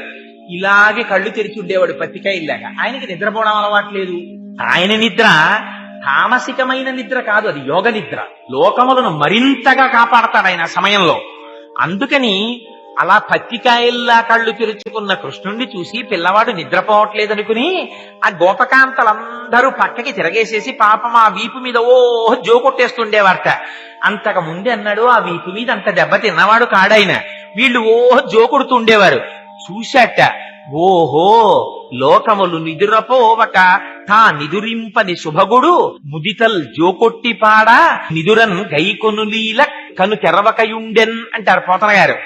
వాళ్ళందరూ వచ్చి జోకొట్టేస్తుంటే, ఓహో వీళ్ళకి ఈ లోకంలో నిద్రపోవడం అలవాటు ఉంది, వాళ్ళు కన్ను మూసుకు పడుకుంటారు. నాకు కన్ను మూసుకోవడం అలవాట్లేదు, నేను కన్ను ముయ్యట్లేదని వీళ్ళు ఇలా కొట్టేస్తున్నారు వీపు మీద, అందుకని నేను నిద్రపోయినట్టు కాసేపు రెప్పలు మూసేస్తాను. మూసేస్తే వీళ్ళు నేను పడుకున్నాననుకుని నన్ను వదిలేస్తారని చెప్పి నిద్ర అలవాటు లేనివాడు నిద్రపోయినట్టు నటించాడు కృష్ణావతారంలో. అందుకని స్వామి నిజంగా నిద్రపోతాడా? నిద్రపోడు. కానీ ఆ వైభవాన్ని మీకివ్వడం కోసం. అందుకని మీరు వెళ్లి తెల్లవారుజామున 3 గంటలకు అంతకు ముందు ఎన్నడూ ఎవ్వడు ఎంతమంది ఉంటారు చెప్పండి? నిజంగా గుండెల మీద చెయ్యేసుకుని మనం ఆలోచిద్దాం. సంవత్సరంలో తెల్లవారుజామున 2:30 గంటలకి లేచి గబగబా తలస్నానం చేసి, అందులో తనొక్కడు కాడు, తను తన భార్య చిన్న పిల్లలు కూడా స్నానం చేసేసి పిల్ల పాప గబగబా పట్టుపంచ కట్టుకుని ఆవిడ పట్టు చీర కట్టేసుకుని ఆ చీకట్లో పూజామందిరంలోకో గుడి దగ్గరకో వెళ్లి స్వామి స్వామి స్వామి అని నమస్కారం చేస్తూ మనం నిలబడతామా? ఒక్క రోజు నిలబడం. కానీ మనకి ఫలితం ఇవ్వడం కోసమని ఆయన అనుగ్రహం కలిగిన నాడు సుప్రభాతం టికెట్ మన చేతిలో పడేస్తాడు. ఆనాడు దాని మీద reporting time at Vaikuntham 2 o'clock అని రాస్తాడు. 2 గంటలకి మీరు నిద్ర లేవలసింది. 1 గంటన్నరకు అలారం పెట్టుకుని నిద్ర లేచి స్నానం చేసి అక్కడికి వెళ్ళి మీరు నిలబడ్డారనుకోండి, గడియారం టక్ టక్ టక్ టక్ అని తిరిగి 3 మీదకి వస్తుందంతే. కౌసల్యా సుప్రజా రామ పూర్వా సంధ్యా ప్రవర్తతే ఉత్తిష్ట నరశార్దూల కర్తవ్యం దైవమాన్నికం అంటారు. ఆనాడు విశ్వామిత్రుడు నిద్రపోతున్నటువంటి రామలక్ష్మణుల్ని నిద్రలేపాడు. ఆ భాగ్యం ఇవాళ ఏమైంది? ఇంతమంది మహర్షులతో కలిసి మీ అందరూ వెళ్లి ఆ వెంకటాచలంలో ఇలా నిలబడితే అది వైకుంఠం. అందుకే దానికి ఇంకొక పేరు లేదు. అది క్రీడాద్రి, అది ఆనందాద్రి. మీరు అక్కడికి వెళ్ళి ఇలా నిలబడ్డారనుకోండి, మీకు చేత కాదు పోని చదవడం, అది కూడా విడిచిపెట్టేశాడు పరమాత్మ. ఎంత దయాళువో చూడండి. వీడికి నాకు సుప్రభాతం పలకడం కూడా చేత కాదు. సుప్రభాతం పలకడానికి వెళ్ళేటటువంటి వాడు సుప్రభాతానికి ముందు ఉండేటటువంటి వాతావరణాన్ని తన మనస్సులో బాగా అనుభవించి వెళ్ళాలి. ఎందుకని? ఒక్కసారి ఆ కొండల మించి పైకెక్కితూ వెళ్లేటప్పుడు ఉన్మీల్య నేత్ర యుగముత్తమ పంచరస్తాహ పాత్ర వశిష్టక దళీప లపాయసాని భుక్త్వా సలీలమదకేళి శుకాపటంతి శ్రీ వెంకటాచలపతే తవ సుప్రభాతం అంటారు. స్వామి స్వామి అదిగో చూసావా, చెట్ల మీద చిలకలన్నీ నిద్రలేచాయి. లేచి ఆ చిలకలన్నీ అరుస్తున్నాయి. మంచి మంచి పళ్ళని కొరికి తను తింటూ తన భార్య నోటిలో పెడుతోంది. అవన్నీ నాకు వినపడుతున్నాయి. ఇవన్నీ చెప్పినా ఆయన నిద్ర లేవట్లేదని అన్నింటికన్నా గొప్ప గుణం ఒకటి చెప్తాం మనం అక్కడ. ఒక గొప్ప సంకేతం చెప్తాం.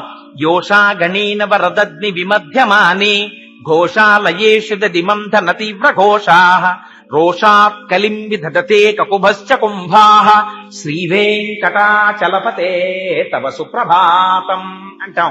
స్వామి నీకు గుర్తుందా, నువ్వు కృష్ణావతారంలో వచ్చావు, ఏమీ తెలియనటువంటి ఆజ్ఞులైన గోపకాంతల మధ్యలో ఉన్నావు. ఆనాడు క్రేళ్ళురికి మసలలేగలు మల్లడిగుని రంకెలిడియ మద వృషభంబుల్ పెళ్ళున ముదుగుల పొదుగుల చల్లించన్ పాలు బాలు సంభవ వేళన్. నువ్వు పుట్టావని ఆవులు కడవల కొలది పాలు ఇచ్చేస్తే పాపం మీ అమ్మ యశోద పెద్ద పెద్ద కడవలు తీసుకెళ్లి స్తంభం దగ్గర పెట్టి తాడేసి బలంగా కవ్వాన్ని అందులోకి దింపి అది గడ్డ పెరుగు అమ్మ చేతికి ఇక్కడి నుంచి ఇక్కడి వరకు గాజులు వేసుకుని తల నిండా పువ్వులెట్టుకుని ఆ కొంగు తీసి గట్టిగా దోపుకుని కొంచెం ఆ చీర తీసి పైకి పెట్టుకుని ఆ కవ్వాన్ని తాడు పట్టుకుని కవ్వాన్ని తిప్పుతుంటే గట్టి పెరిగేమో తిరగకుండా కవ్వాన్ని పట్టుకుంటుంటే తిరగాలని బలంగా కవ్వం తిరుగుతుంటే ఆ తిప్పడంలో అలసట పొందినటువంటి మీ అమ్మ అయినటువంటి యశోదాదేవి చేతుల గాజులు గల్లుమని మోగుతుంటే మీ అమ్మ అటు ఇటు కదులుతున్నప్పుడు ఆవిడ కొప్పు మించి వచ్చేటటువంటి పూల మీద సౌరభం బయటికి వస్తుంటే మీ అమ్మ నిన్ను తలుచుకుని పొంగిపోతూ నీ మీద పాటలు పాడుతుంటే ఆనాడు ఆ కవ్వం తిరగకుండా పెరుగు గట్టిగా పట్టుకుంటుంటే కొండకి కవ్వానికి దెబ్బలాటొచ్చిందా అన్నట్టు చర్ర చెస్ అని చప్పుడు వచ్చింది. వినపట్టల్లా లోపల పడుకున్నావు, కృష్ణావతారంలో అంత అల్లరి చేశావే, బయటికి వచ్చి నిలబడి ఇంత పిలుస్తున్నావే తండ్రి బయటికి రా అంటాం. అంటే అప్పుడు ఏం చేస్తాడు ఆయన? పొంగిపోయి ఒక్కసారి అయ్యో రాత్రి అమ్మవారితో కలిసి పడుకున్నప్పుడు అమ్మవారి వక్షోజములకు ఉన్నటువంటి కుంకుమ రేఖలు తన వక్షస్థలానికి అంటుకున్నాయి, ఇలా నేను కనపడకూడదని కూడా చూసుకోకుండా ఒక్కసారి గబగబా బయటికి వచ్చేస్తాట సంతోషంతో. వచ్చేస్తే పైన కప్పుకున్నటువంటి ఉత్తరీయం జారి పడిపోతుంది. ఇది దర్శనం చెయ్యమని చేయిస్తారు, అందుకు సుప్రభాతం. ఇది చేస్తే అదిగో ఆ ఉత్తరీయం జారిపోతుంటే అప్పుడు ఆయన యొక్క నల్లని శరీరం మీద అమ్మవారి యొక్క కుచములకు అద్దుకున్నటువంటి ఎర్రని కస్తూరి రేఖలతో కూడినటువంటి నీ వక్షస్థలం నాకు దర్శనం అయిపోతోంది తండ్రి, నీకు దృష్టి దోషం తగులుతుందేమో, కప్పేయి ఉత్తరీయంతో కప్పేయి. విజయీ భవ వెంకట శైలపతే సచతుర్ముఖ షణ్ముఖ పంచముఖ ప్రముతాఖిల దైవత మౌళిమణే శరణాగత వత్సలసారనిదే పరిపాలయ మాం వృష శైలపతే అని స్తోత్రం చేస్తాం.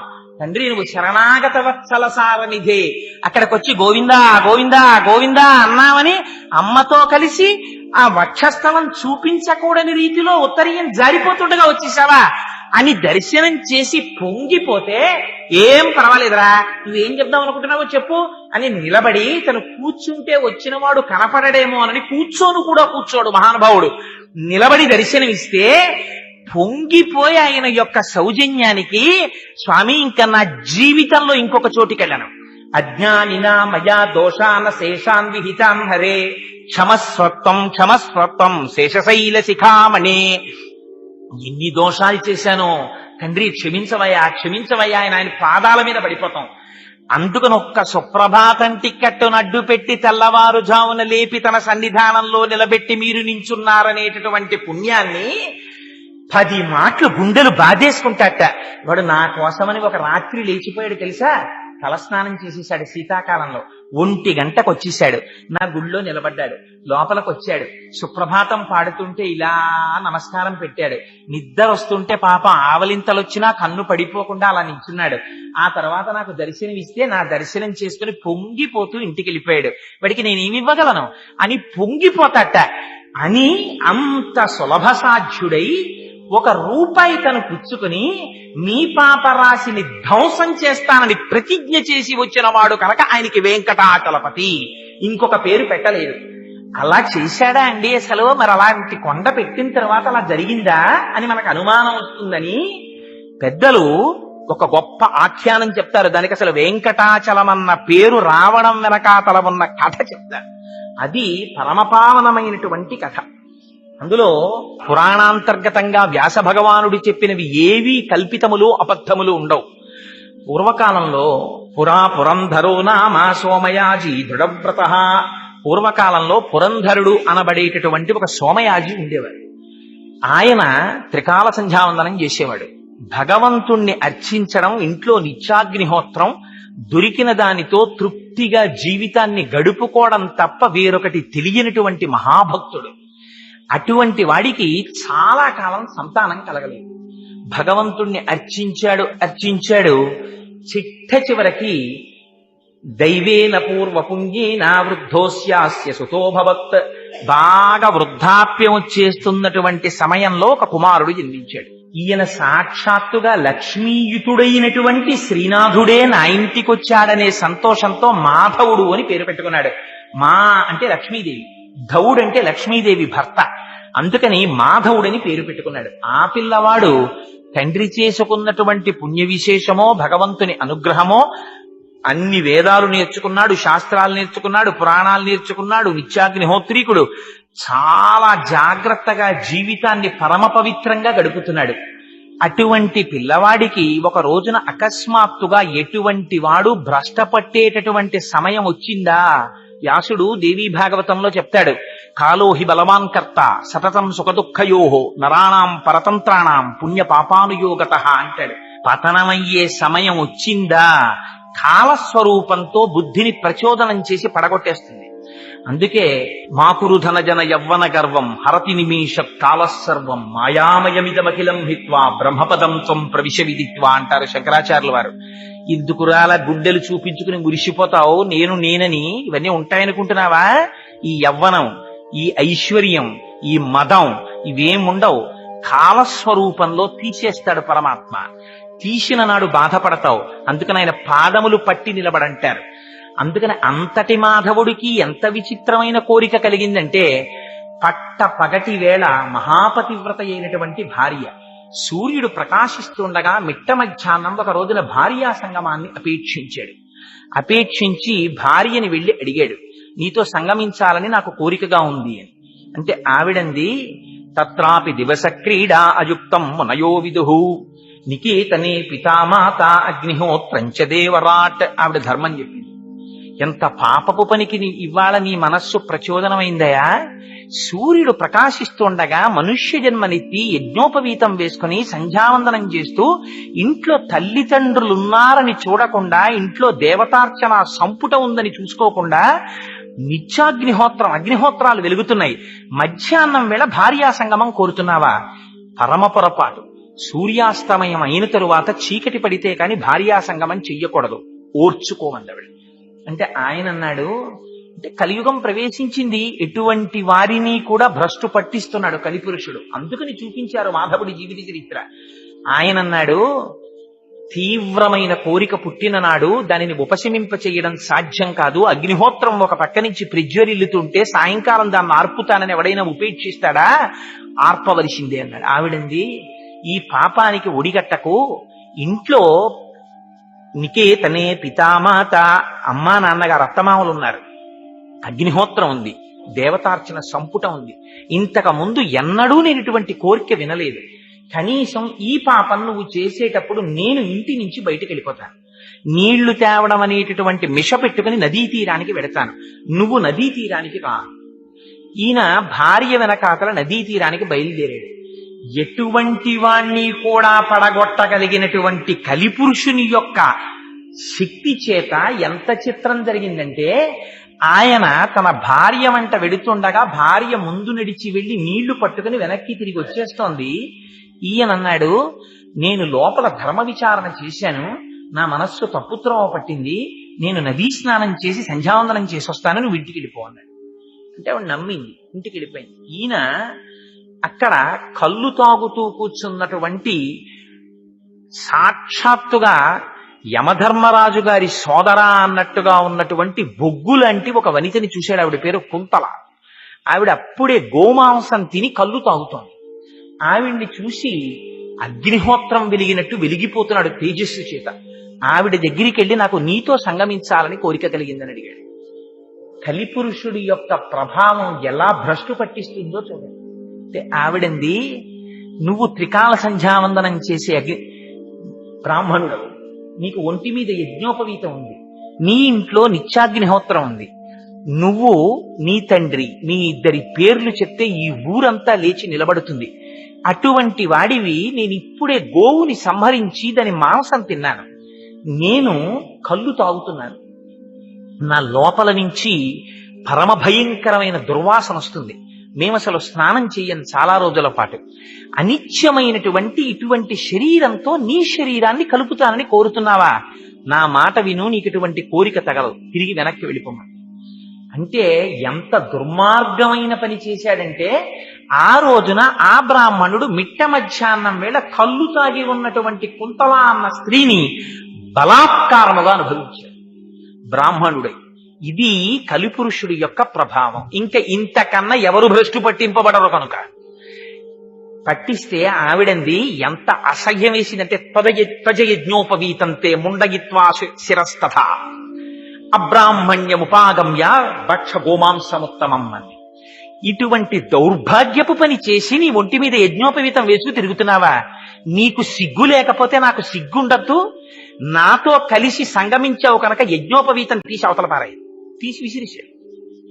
ముండగిత్వా శిరస్తథ, శిఖ లేకుండా శిరస్సంతా గుండు చేయించేసుకున్నాడు. భక్ష గోమాంసముత్తమం, ఆవు మాంసం తినండి. ఒక ఆవును చంపేశా, మాంసం తినేశాడు. కళ్ళు తాగేశాడు. నువ్వు తప్ప నాకు ఈ ప్రపంచంలో ఏదీ అక్కర్లేదన్నాడు. వింటల్లా మనం? ఇంతే కలి యొక్క ప్రభావం అంటే. చూపించారు దీన్ని. ద్వాపర యుగం పూర్తి అయ్యేసరికే ఎంత భ్రష్టు పట్టేస్తుందో చూపించారు. అంటే ఆయన చాలా సంతోషపడిపోయాడు. నిజంగా ఆవిడిది ఎంత సంస్కార బలమో. ఆవిడంది, పరస్త్రీ సంగ దోషేన బహంతి బహవోగతాః. ఇంతకు ముందు ఇలా పరస్త్రీ సంగమాన్ని కోరుకున్నటువంటి ఎందరో మహాపురుషులైన వాళ్ళు కూడా నశించిపోయారు. నువ్వేదో చాలా గొప్పవాణ్ణి అనుకుంటున్నావు, నువ్వు కూడా నశించిపోతున్న వారి జాబితాలో నీ పేరు పడిందని. ఆయన వినలేదు, ఆవిడితో కలిసి తిరిగాడు.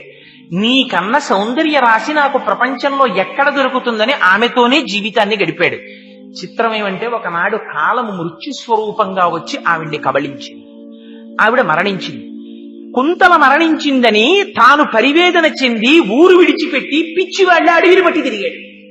తన భార్యని మర్చిపోయాడు, తన తండ్రిని మర్చిపోయాడు, తన తల్లిని మర్చిపోయాడు. బెంగ పెట్టుకుని తల్లి మరణించింది, తండ్రి మరణించాడు.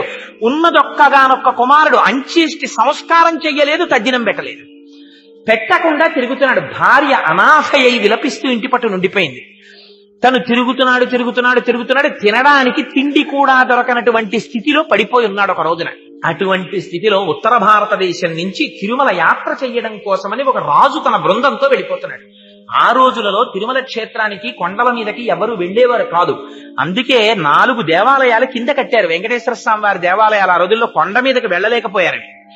ఎందుకంటే అంత భయంకరమైన దోమలు, పాములు ఉండేవి. అప్పుడు విషక్రిములు ఉండేవి. ఆ చింత చెట్టు దగ్గరికి, సంపంగి చెట్ల దగ్గరికి అసలు ఎవరు వెళ్లేవారు కాదుట.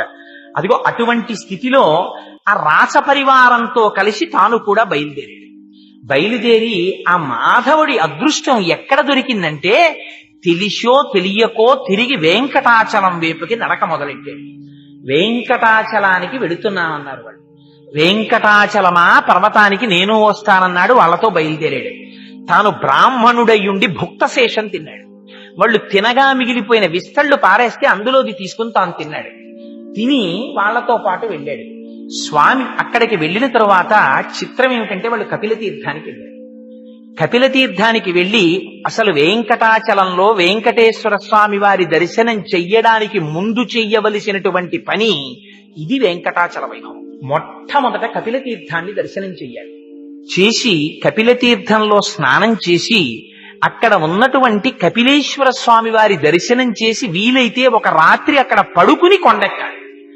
ఎందుచేత ఈ మాట చెప్తున్నానంటే, దీన్ని పురాణంలో ఎంత స్పష్టంగా మాట్లాడారంటే, వెంకటేశ్వర స్వామి వారు ఎంతటి సనాతనులో క్రింద ఉన్నటువంటి లింగ స్వరూపాన్ని పొందినటువంటి ఈశ్వర స్వరూపం, శివకేశవులను 2 ఉంటాయా? ఉన్నదొకటే. అది కూడా అంత సనాతనమైనటువంటి లింగం. ఎందుచేత ఈ మాట నేను చెప్తున్నానంటే, పురాణంలో అంటారు దాని గురించి, పాతాళే పూజితం లింగం కపిలేన మహాత్మన యత్ లింగం. అదే శివలింగాన్ని తీసుకొచ్చి మళ్ళీ భూమి మీదకి వచ్చింది. అది ఎంత చిత్రంగా వచ్చిందంటే, ఒకానొకప్పుడు కృతయుగంలో ఆ శివలింగాన్ని పాతాళంలో కపిల మహర్షి పూజ చేసేవారు. ఆ శివలింగం కపిల మహర్షి అప్పుడప్పుడు భూమి మీదకి సొరంగ మార్గంలో బయటికి వస్తుండేవారు. ఈ శివలింగం పెరగడం మొదలుపెట్టింది. పెరగడం మొదలెట్టి పాతాళంలోంచి పైకొచ్చి భూమిని ఛేదించుకుని పైకొచ్చింది. పైకి వస్తే త్రేతాయుగంలో దాన్ని అగ్నిహోత్రుడు పూజించాడు. అందుకని దానికి అగ్నిలింగం అని పేరు. అదే లింగాన్ని ద్వాపర యుగంలో సుదర్శన చక్రం పూజ చేసింది. కలియుగంలో ఆ శివలింగం మరీ పెరిగిపోతుంటే, అందుకే ఇప్పటికీ మీరు కపిలలింగాన్ని చూడండి, దీర్ఘచతురస్రాకారంలో పెద్ద లింగం ఉంటుంది, 3 అడుగులు ఎత్తు ఉంటుంది అది. ఆ లింగం ఇంకా పెరిగిపోతుంటే కామధేను వచ్చింది.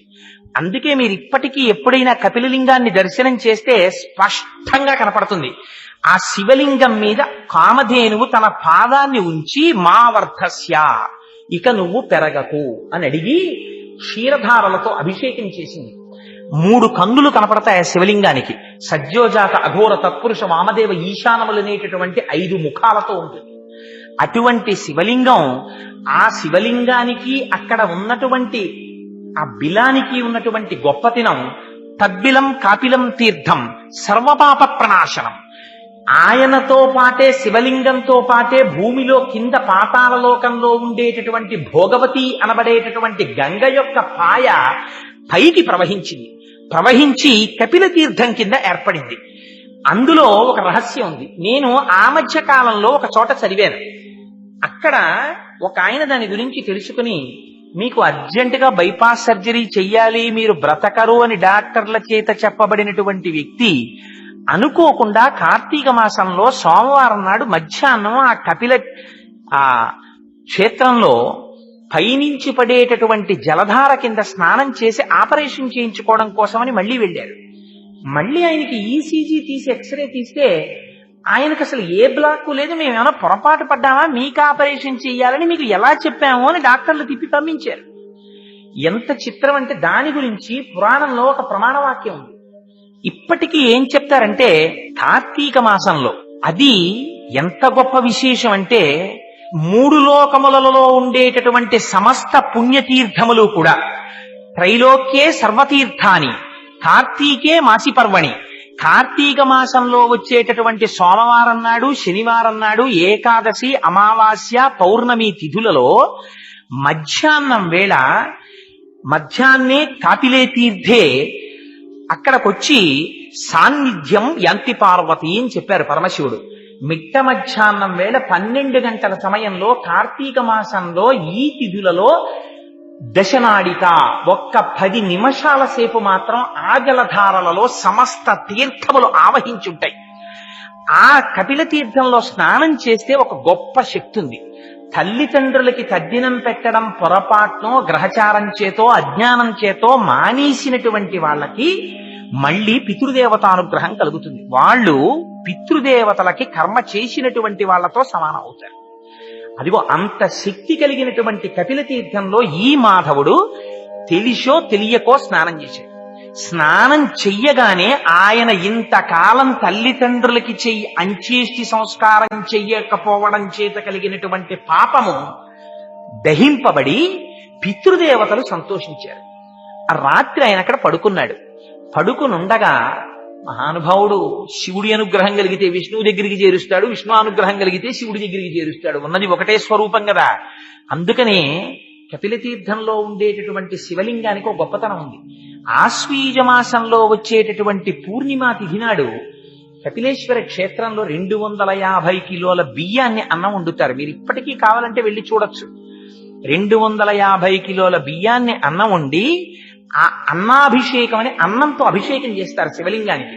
చేసి దాని మీద మళ్ళీ ఓ శివలింగం కడతారు. కట్టి పొట్లకాయలు, గుమ్మడికాయలు, వంకాయలు ఇవన్నీ ఉప్పు కారాలు వెయ్యకుండా నీటిలో ఉడికించి తీసి శివలింగం మీద త్రిశూలంగా, ఢమరుకగా వీటన్నింటినీ అలంకారం చేస్తారు. సాయంకాలం అయిన తరువాత పైన పెట్టిన శివలింగాన్ని ఉద్వాసన చేసి తీసుకొచ్చి నీటిలో కలిపేస్తారు. కపిల తీర్థంలో అన్నస్వరూపంతో అభిషేకం చేయబడినటువంటి ఆ అన్నాన్ని తీసి కూరలతోటి, పులుసుతోటి కలిపి తీసుకొచ్చి ఆ ప్రసాదాన్ని భక్తులకు ఇస్తారు. ఆశ్వీయుజ శుద్ధ పౌర్ణమి నాడు కపిల తీర్థంలో అన్నాభిషేకం చేయబడిన ప్రసాదం తిన్నవాడికి ఎంత భయంకరమైన గ్రహదోషం ఉండనివ్వండి, అంత గొప్ప శక్తి కపిలలింగానికి చేయబడినటువంటి అన్నాభిషేకానికి ఉంది. మళ్ళీ అంత శక్తి ఎక్కడుందో తెలుసా అండి? పుష్యమాసంలో పౌర్ణమి ముందు వచ్చేటటువంటి శుక్రవారం నాడు ఆ కపిలేశ్వర స్వామి వారి యొక్క శక్తి స్వరూపమైన కామాక్షి అమ్మవారికి అంత అలంకారం తీసేసి చీర కూడా చందనంతో కట్టేస్తారు. గంధంతో చీర కట్టేస్తారు, గంధంతో అంచులు పెడతారు, గంధంతో జాకెట్ వేస్తారు, గంధంతోటే అలంకారం అంతా చేసేస్తారు.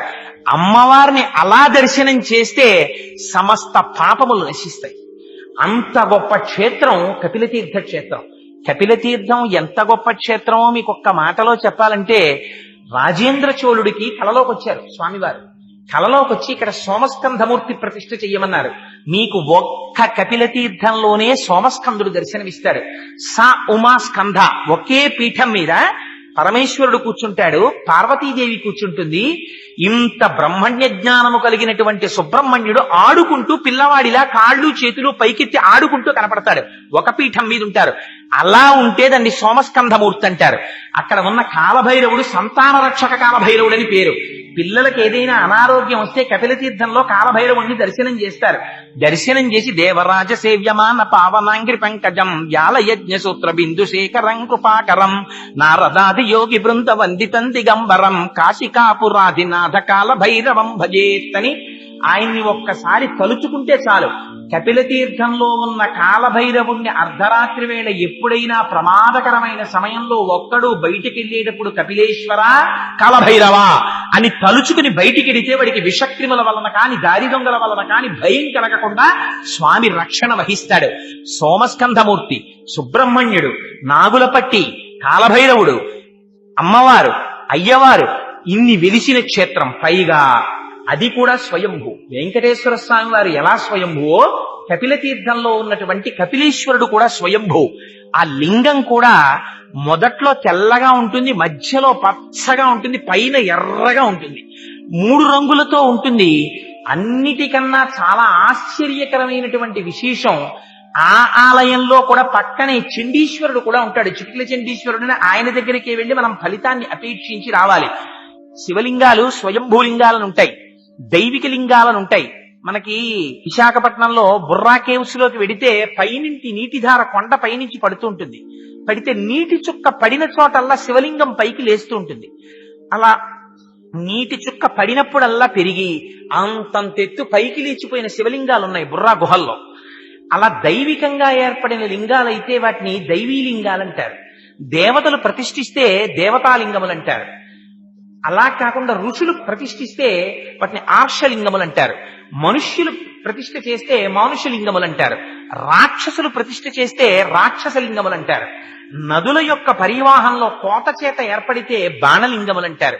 ఇది ఒకదానికన్నా ఒకటి శక్తివంతం. ఇంత శక్తివంతం స్వయంభూలింగం కపిలతీర్థంలో.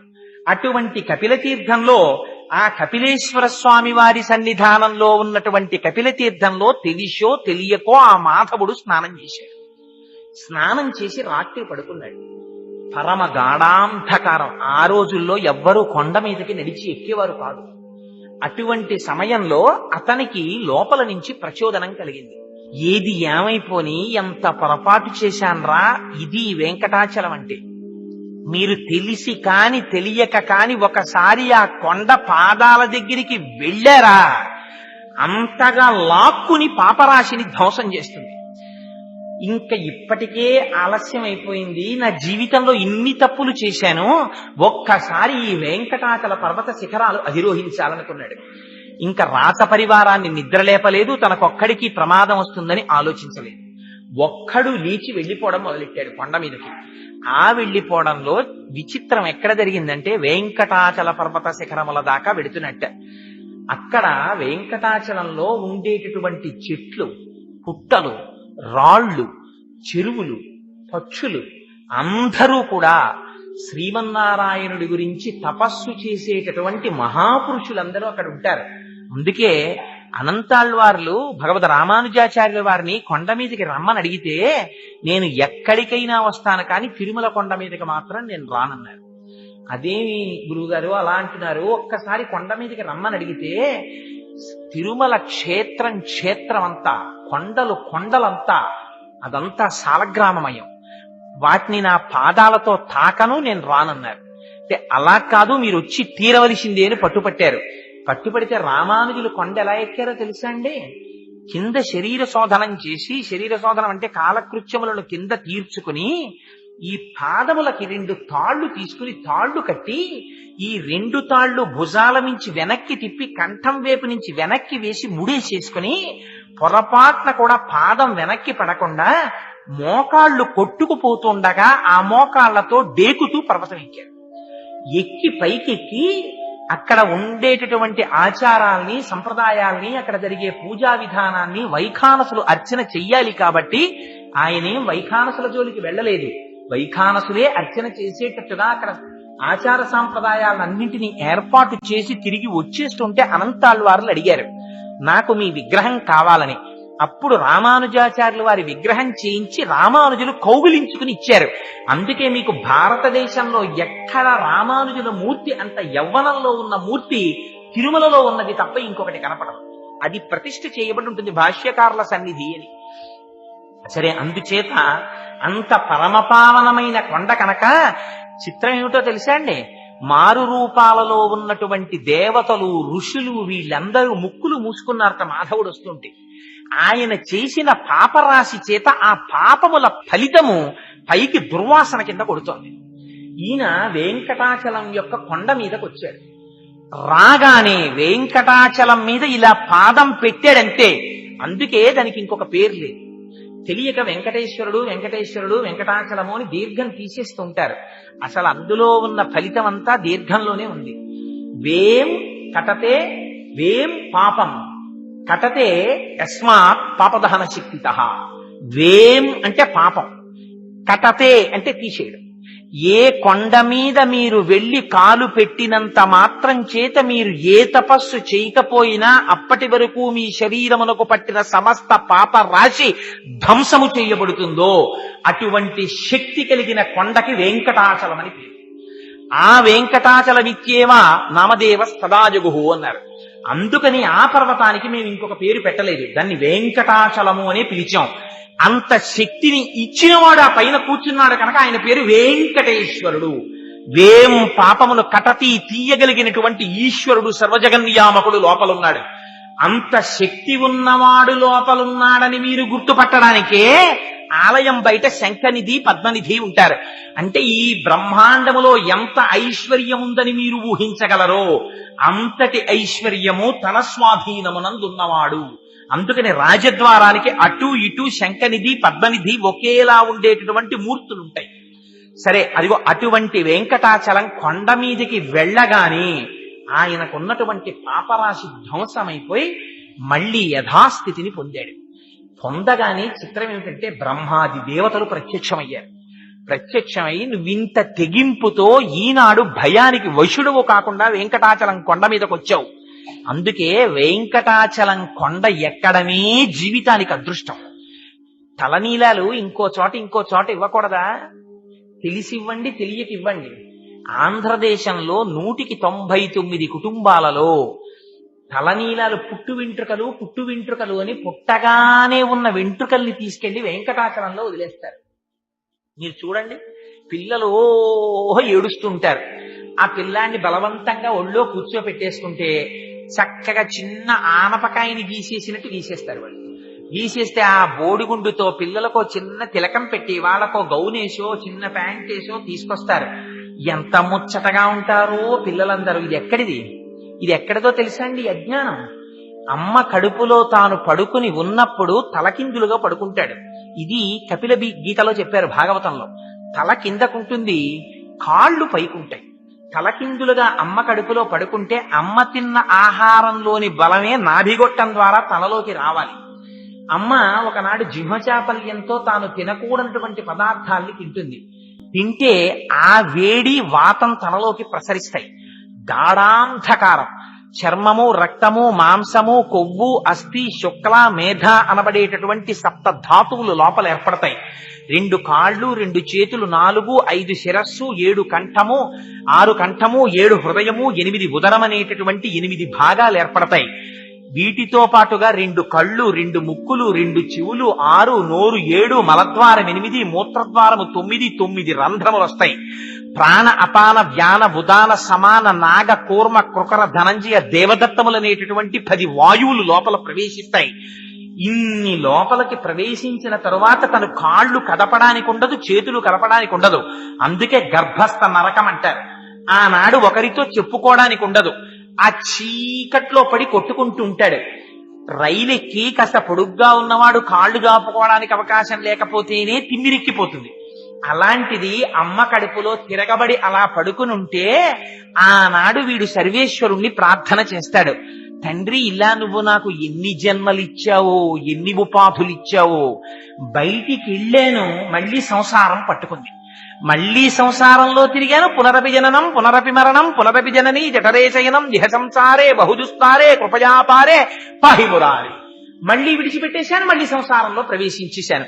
ఇంకొక్కసారి నన్ను బయటికి తోశావా, ఈసారి నీ పాదాలు పట్టుకుంటానంటాడు. అనగానే స్వామి ప్రసూతి వాయువై బయటికి తోస్తారు. అందుకే ప్రసవం అనే పేరు దానికి. ప్రసూతి వాయువై ఎంత జాగ్రత్తగా తోస్తాడో తెలుసా అండి మహానుభావుడు. తల బయటికి రావాలి, కాళ్ళు చివర బయటికి రావాలి. ఆ బయటికి వచ్చేటప్పుడు అమ్మకి దుఃఖం కలగ, అమ్మ మరణించకూడదు. అమ్మ మరణిస్తే శిశువు నిలబడడానికి ఆస్కారం ఉండదు. మరణ సదృశమైన వేదన కల్పించి అమ్మ కడుపులోంచి తాను పైకొస్తాడు. వస్తే పైకి రాగానే శఠమనే వాయువు పట్టేస్తుంది తలకాయ. పట్టేయగానే మరిచిపోతాడు. పూర్వజన్మ జ్ఞానం అంతా విస్మృతి పొందుతుంది. అందుకే మళ్ళీ విడితే శఠారి పెట్టండి, శఠారి పెట్టండి అంటారు. శఠమునకు అరి శఠారి, స్వామి పాదుకలు తల మీద పెట్టండి అంటారు. తను ఇక్కడికి ఎందుకు వచ్చాడో మళ్ళీ జ్ఞాపకం వస్తుంది ఆ పాదుకలు పెట్టించుకుంటే. అందుకే గర్భాలయం లోపలికే తప్ప బయటికి ఎగ్జిట్ గేటు గర్భాలయం వెనక గోడలోంచి పెట్టరు. ఇలా విడితే పృష్ఠభాగం చూపించకుండా ఎలా వెళ్ళావో అలాగే వెనక్కి అడుగులు వేసుకుని బయటికి రా అంటారు.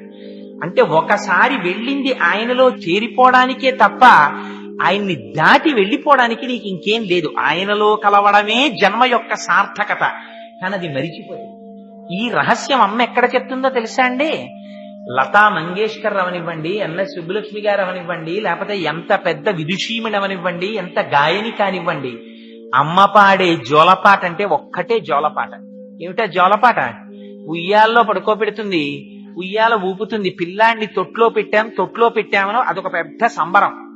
తొట్లో పెట్టి ఊపుతారు. ఊపితే ఆ ఉయ్యాల అటు ఇటు ఊగుతుంది. ఊగితే అమ్మ అంటుంది, వీడు ఏడుపు మానేస్తాడు ఉయ్యాల్లో పట్టుకోవాలని. అలా ఏడుపాపిన పిల్లాన్ని చూసి అడురా హాయి అంటుంది.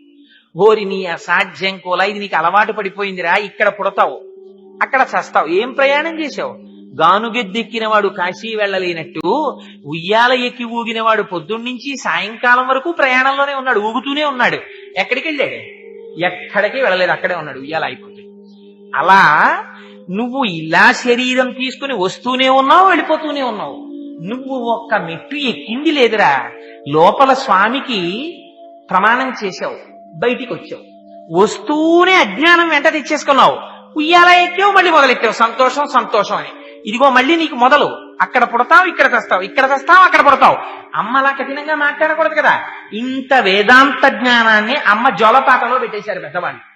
అందుకని ఆ పుట్టు వెంట్రుకల్ని మళ్ళీ పట్టినటువంటి అజ్ఞానాన్ని మన పెద్దలు ఎక్కడ తీసేస్తారు? వేం కటతే పాపం, వేం పాపం కటతే యస్మాత్ పాపదహన శక్తితః. ఈ బుర్రలోకి మళ్ళీ సాంసారికమైన విషయముల యందు తాదాత్మ్యత చెంది నీ పాదముల యందు విస్మృతి లేనటువంటి జ్ఞానాన్ని, భక్తిని విడికి స్వామి అని ప్రార్థన చేస్తారు తల్లిదండ్రులు. అందుకని పుట్టు వెంట్రుకలు తీసుకెళ్లి పరమాత్మకు అర్పిస్తారు. లేకపోతే ఆయనకి ఎందుకు ఆ పుట్టు వెంట్రుకలు? వాడిని సృష్టించిన వాడు ఆ వెంట్రుకలు ఆయన సృష్టించుకోలేడేంటి? ఇది వెంకటాచలం యొక్క మహాత్యం అంటే. అందుకని ఆ స్వామి దగ్గరికి వెడితే దాని పేరు వెంకటాచలం. అందుకని మాధవుడు ఒక్కసారి వెంకటాచల పర్వతం మీదకి వెళ్ళగానే ఆయన పాపం పోయింది. బ్రహ్మాది దేవతలు వచ్చి వరమిచ్చారు. నువ్వు ఒక్కసారి ఈ కొండ మీదకి వెళ్ళావా, అక్కడ తింత్రిణీ వృక్షం కింద పుట్ట ఉంది, చింత చెట్టు కింద. పుట్టలో శ్రీనివాసుడు ఉన్నాడు. ఒక్కసారి నువ్వు ఆ స్వామికి నమస్కారం చేసి, అక్కడ స్వామి పుష్కరిణి ఉంది, స్వామి పుష్కరిణిలో స్నానం చేసి కిందకి దిగావా, సుధర్ముడనేటటువంటి రాజుకి నువ్వు సువీరుడు అనేటటువంటి పేరుతో కొడుకువై పుడతావు. ఆకాశరాజువై పుడితే నీ కడుపున పుట్టబోయేటటువంటి కుమార్తెని రాబోవు కాలంలో వెంకటాచలపతి పరిణయం చేసుకుంటారు. పరమాత్మకి పిల్లనిచ్చినటువంటి మామగారి వైభవాన్ని పొందుతావు. పునరావృత్తి రహిత శాశ్వత శివ సాయుధ్యమును పొందుతావు. అందుకని ఇది వెంకటాచలం మీదకి రావడం అంటే ఉన్నటువంటి పుణ్యం. అందుకని మాధవ నీ జన్మ సార్థకతని పొందింది అన్నారు. ఆ పుష్కరిణిలో స్నానం చేశాడు, ఆదివరాహస్వామిని దర్శించాడు, స్వామికి నమస్కారం చేశాడంతే ఆయన శరీరాన్ని విడిచిపెట్టి ఆకాశరాజు అయ్యాడు. వెంకటాచల పర్వత శిఖరమునకు ఉండేటటువంటి గొప్పతనాన్ని ఆవిష్కరించడం కోసమని, వెంకటాచలం అనే పేరుతో ఆ పర్వతం ఎందుకున్నదో మనకి చెప్పడం కోసమని ఈ ఇతిహాసాన్ని పెద్దలు పురాణంలో వ్యాస భగవానుడు భవిష్యోత్తర పురాణంలో వరాహాది పురాణములలో ఉల్లేఖించారు. అందుచేత అది వెంకటాచలం అంటే. ఆ వెంకటాచలం ఇవాళ మనం 7 కొండలుగా పిలుస్తుంటాం. అందుకే అక్కడకొచ్చి సేవించేవి ఎన్నో వస్తాయి. ధాటి శృతే విహగరాజ మృగాధిరాజ నాగాధిరాజ గజరాజ హయాధిరాజా స్వస్మాధికార మహిమాధికమర్థయంతే శ్రీ వెంకటాచలపతే తవ సుప్రభాతం. నిజంగా సుప్రభాతం శనివారం నాడు బ్రాహ్మీ ముహూర్తంలో 4 గంటలకో వెళ్లి కూర్చుని మీరు మనసా దర్శనం చేస్తూ చదవండి. ఎంత గొప్పగా ఉంటుందంటే, తద్గోపురాగ్ర శిఖరాన్ని నిరీక్షమాణా స్వర్గాపవర్గ పదవీం పరమాం శ్రయంతః మర్త్యా మనుష్య భువనే మతిమాశ్రయంతే శ్రీ వెంకటాచలపతే తవ సుప్రభాతం. నారదాది మునులందరూ కూడా వస్తారు తెల్లవారుజామున. బ్రహ్మగారు ఇప్పటికీ స్వామి కాళ్ళు కడుగుతారు. అందుకని రాత్రి బంగారు పాత్రలో నీళ్లుంచి తలుపులు మూస్తారు ఏకాంత సేవలో. అది సుప్రభాతం టికెట్ హోల్డర్స్ కే దాన్ని తీర్థం కింద ఇస్తూ ఉంటారు. సరే, అందుచేత నారదాది మునీశ్వరులందరూ వచ్చి తమ తమ వీణలు మీటుతూ ఉంటారు. వీణలు మీటుతున్నప్పుడు ఇంద్రుడు తన దగ్గర పనిచేసేటటువంటి దేవతలకు అందరికీ కూడా ఓ కన్సెషన్ ఒకటి ఇచ్చాడు, ఒక సౌకర్యం. ఏమిటంటే, మీరెవ్వరూ కంకణాలు కట్టుకోక్కర్లేదు, మీరు ఆర్జిత సేవ టికెట్లు పుచ్చుకోక్కర్లేదు, మీ అందరినీ తెల్లవారుజామున తీసుకెడతాను. స్వామి పుష్కరిణిలో స్నానం చేసి ఒకసారి ప్రచ్ఛన్న రూపాలతో ఆనంద నిలయంలోకి వెళ్ళిపోదాం, సర్వేశ్వరుణ్ణి దర్శనం చేసుకుని వద్దురుగాని రెండంటే అని ఇంద్రుడు రోజు దేవతల్ని తీసుకొస్తాడు. లోపలికెళ్ళి దర్శనం చేసుకుని బయటికి వస్తారట. వచ్చిన తర్వాత ఇంద్రుడు అంటాడు, రండిరా పదండి, మీ ప్లేసెస్ కి పదండి, ఇంకా మీ ఆఫీసులో మీ సీట్లో పని చెయ్యాలి కదా, పదండి అంటాడు. అప్పటి వరకు వచ్చేస్తాం స్వామి, అలాగేనండి, తప్పకుండా తప్పకుండా అన్న వాళ్ళు అంటారట. వెళ్ళవా నువ్వు వెళ్ళంటారట. అదేమిట్రో ఏకవచన ప్రయోగం చేస్తున్నావు, ఏ రానంటున్నావు, ఏమిటి నీ ధీమా అంటే వాళ్ళు అంటారట, గోపురాగ్ర శిఖరాన్ని నిరీక్షమాణాహ. నా దగ్గర పని చేస్తున్నావు కాబట్టి నీకు ప్రతిరోజు సుప్రభాత దర్శనం, నువ్వు కొలు వదిలేసావంటే నీకు దర్శనం ఉండదంటారట. అంటే వాళ్ళంటారట, పో ఎవడకు కావాలి, నువ్వు దర్శనం ఇప్పించకపోతే గోపురాగ్ర శిఖరాన్ని నిరీక్షమాణాహ. ఆ వైకుంఠం క్యూ కాంప్లెక్స్కి వెళ్ళిపోయేటప్పుడు మెట్లెక్కి కుడి పక్కకి తిరుగుతాం. తిరిగి వైకుంఠానికి వెళ్ళేటప్పుడు మీరు ఒక్కసారి అక్కడ నిలబడి ఇలా చూడండి, ఇలాగా కెరటాలు వెడుతున్నట్టుగా వైకుంఠం క్యూ కాంప్లెక్స్ తాలూకా రూఫ్ అంతా కనపడుతూ ఉంటుంది.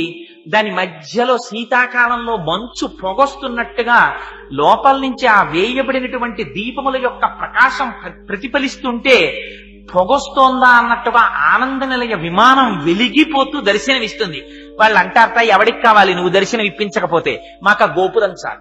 గోపురాగ్ర శిఖరాన్ని నిరీక్షమాణాః స్వర్గాపవర్గ పదవీం పరమాం శ్రయంతః. మాకు అక్కర్లేదు ఆ పదవులు, వదిలవతల మారేస్తాం, మేము ఇక్కడ కూర్చున్న గోపురాలు చూస్తూ ఉండిపోతాం అంటారట. అది వెంకటాచలం, అది ఆయన యొక్క సౌందర్యం, అది ఆ అందం పరమాత్మది. అందుచేత అదిగో అటువంటి స్వరూపం కనుక ఆ స్వామి దర్శనం చెయ్యాలంటే ఇవాళ మనం అదే కొండని, కొండ పేరు ఒక్కటే కొండ, కానీ మనం దాన్ని 7 కొండల పేర్లతో పిలుస్తాం. మనకి తెలిసి 7 కొండల పేర్లే, అసలు పురాణంలో దానికి ఎన్ని పేర్లు ఉన్నాయో తెలుసా అండి? అసలు దాని పేరు కనకాద్రి. కనకాద్రి అంటే చూడగలిగిన కంటితో చూడగలిగినటువంటి వాడికి ఆ కొండ బంగారు రంగులో మెరిసిపోతూ కనపడుతుంది. మనకెవ్వరికి కూడా అలా కనపడదు, ఆకుపచ్చగా చెట్లతో కనపడుతుంది. అలా కనపడుతుంది కాబట్టి దాని పేరు కనకాద్రి. కాదు, అసలు ఆ కొండ పేరు శ్రీనివాసాద్రి. శ్రీనివాసుడిగా స్వామి ఉన్నాడు అక్కడ. అక్కడ ఉన్న స్వామి ఫలితమిచ్చేటటువంటి వాడిగా వెంకటేశ్వరుడు, కానీ ఆయన పేరు శ్రీనివాసుడు. కానీ పక్కన మాత్రం అమ్మవారు.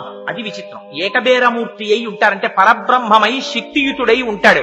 పక్కన అమ్మవారు ఉండక్కర్లేదు ఆయనకి, అమ్మ ఆయనతో కలిసే ఉంటుంది, లేకపోతే ఇంత పాపం ఎలా తీస్తున్నాడు? అందుకని ఏకబేరమూర్తి అయి ఉంటారు.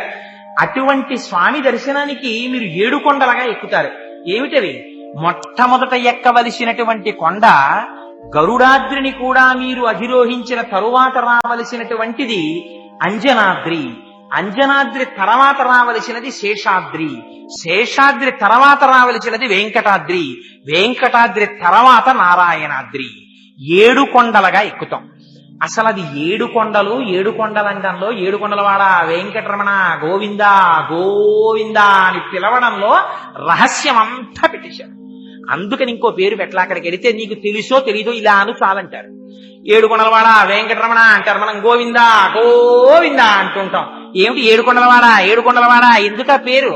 అసలు 7 మాట చాలా మంది నోటితో పలకరు, 6 అంటారు. అలాంటిది 7 7 అని 7 కొండలవాడు ఎందుకయ్యాడు? అసలు సృష్టి రహస్యం అంతా 7లో ఉంది. అందుకే సంగీతం నాదోపాసనమైంది. సరిగమ పద నిసాని అవరోహణ చేస్తే, స్వామి నుంచి కిందకు వచ్చేస్తే అజ్ఞానంతో ఉన్నవాడు మళ్ళీ ఆరోహణ చేసి స్వామిలో కలిసిపోవాలి. అందుకే రాగాల ఆరోహణ అవరోహణ అవుతుంది. అది నాదోపాసన అవుతుంది. కాదు కాదు, మీరు ఆనంద నిలయాధీశుడిగా చూసేటటువంటి పరమాత్మని స్త్రీగా చూస్తున్నారా, పురుషుడిగా చూస్తున్నారా? ఎలా చూస్తున్నారు? ఎవరు ఎలా చూస్తే అలా. ఆయనకేం ఇబ్బంది లేదు. ఆయనకి అసలు నామమా రూపమా మీ ఇష్టం. స్త్రీగా చూస్తారా? భుజముల మీద వరకు పడిపోయినటువంటి కేశములతో ఉంటాడు. ఇలా తిన్నగా నిటారుగా ఉండకుండా కొంచెం పక్కకి వంగి ఉంటాడు.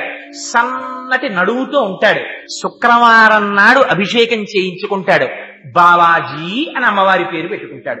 కాదు కాదు, నాకు కపర్ది పెద్ద జటాజూటంతో శివుడిలా కనపడాలి. ఆయనకేం బాధ, శివుడిలాగే కనపడతాడు.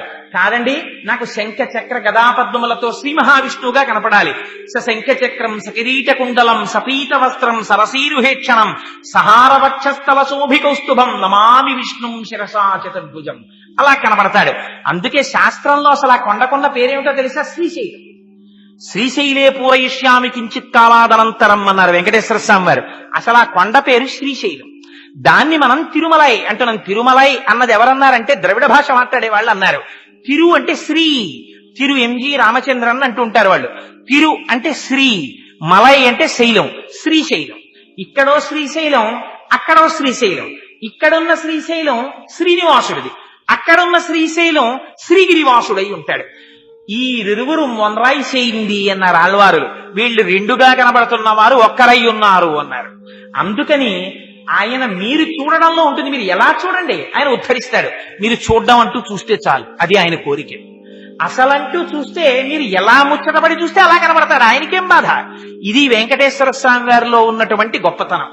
అంతటి దయాళువైనటువంటి పరమాత్మ 7 కొండలుగా మనం పైకెక్కడం ఎందుకు అంటే అందులో రహస్యం చెప్పారు. మూలాధారము, స్వాధిష్టానము, మణిపూరము, అనాహతము, విశుద్ధి, ఆజ్ఞ, సహస్రారము అని 7 చక్రములు దాటాలి. దాటి సహస్రారంలో పరమశివ పర్యంక నిలయాం కింద ఆనంద దర్శనం అవ్వాలి. అలా ఆనంద దర్శనాన్ని పొంది తనలో తాను రమించిపోలేకపోతున్నాడు.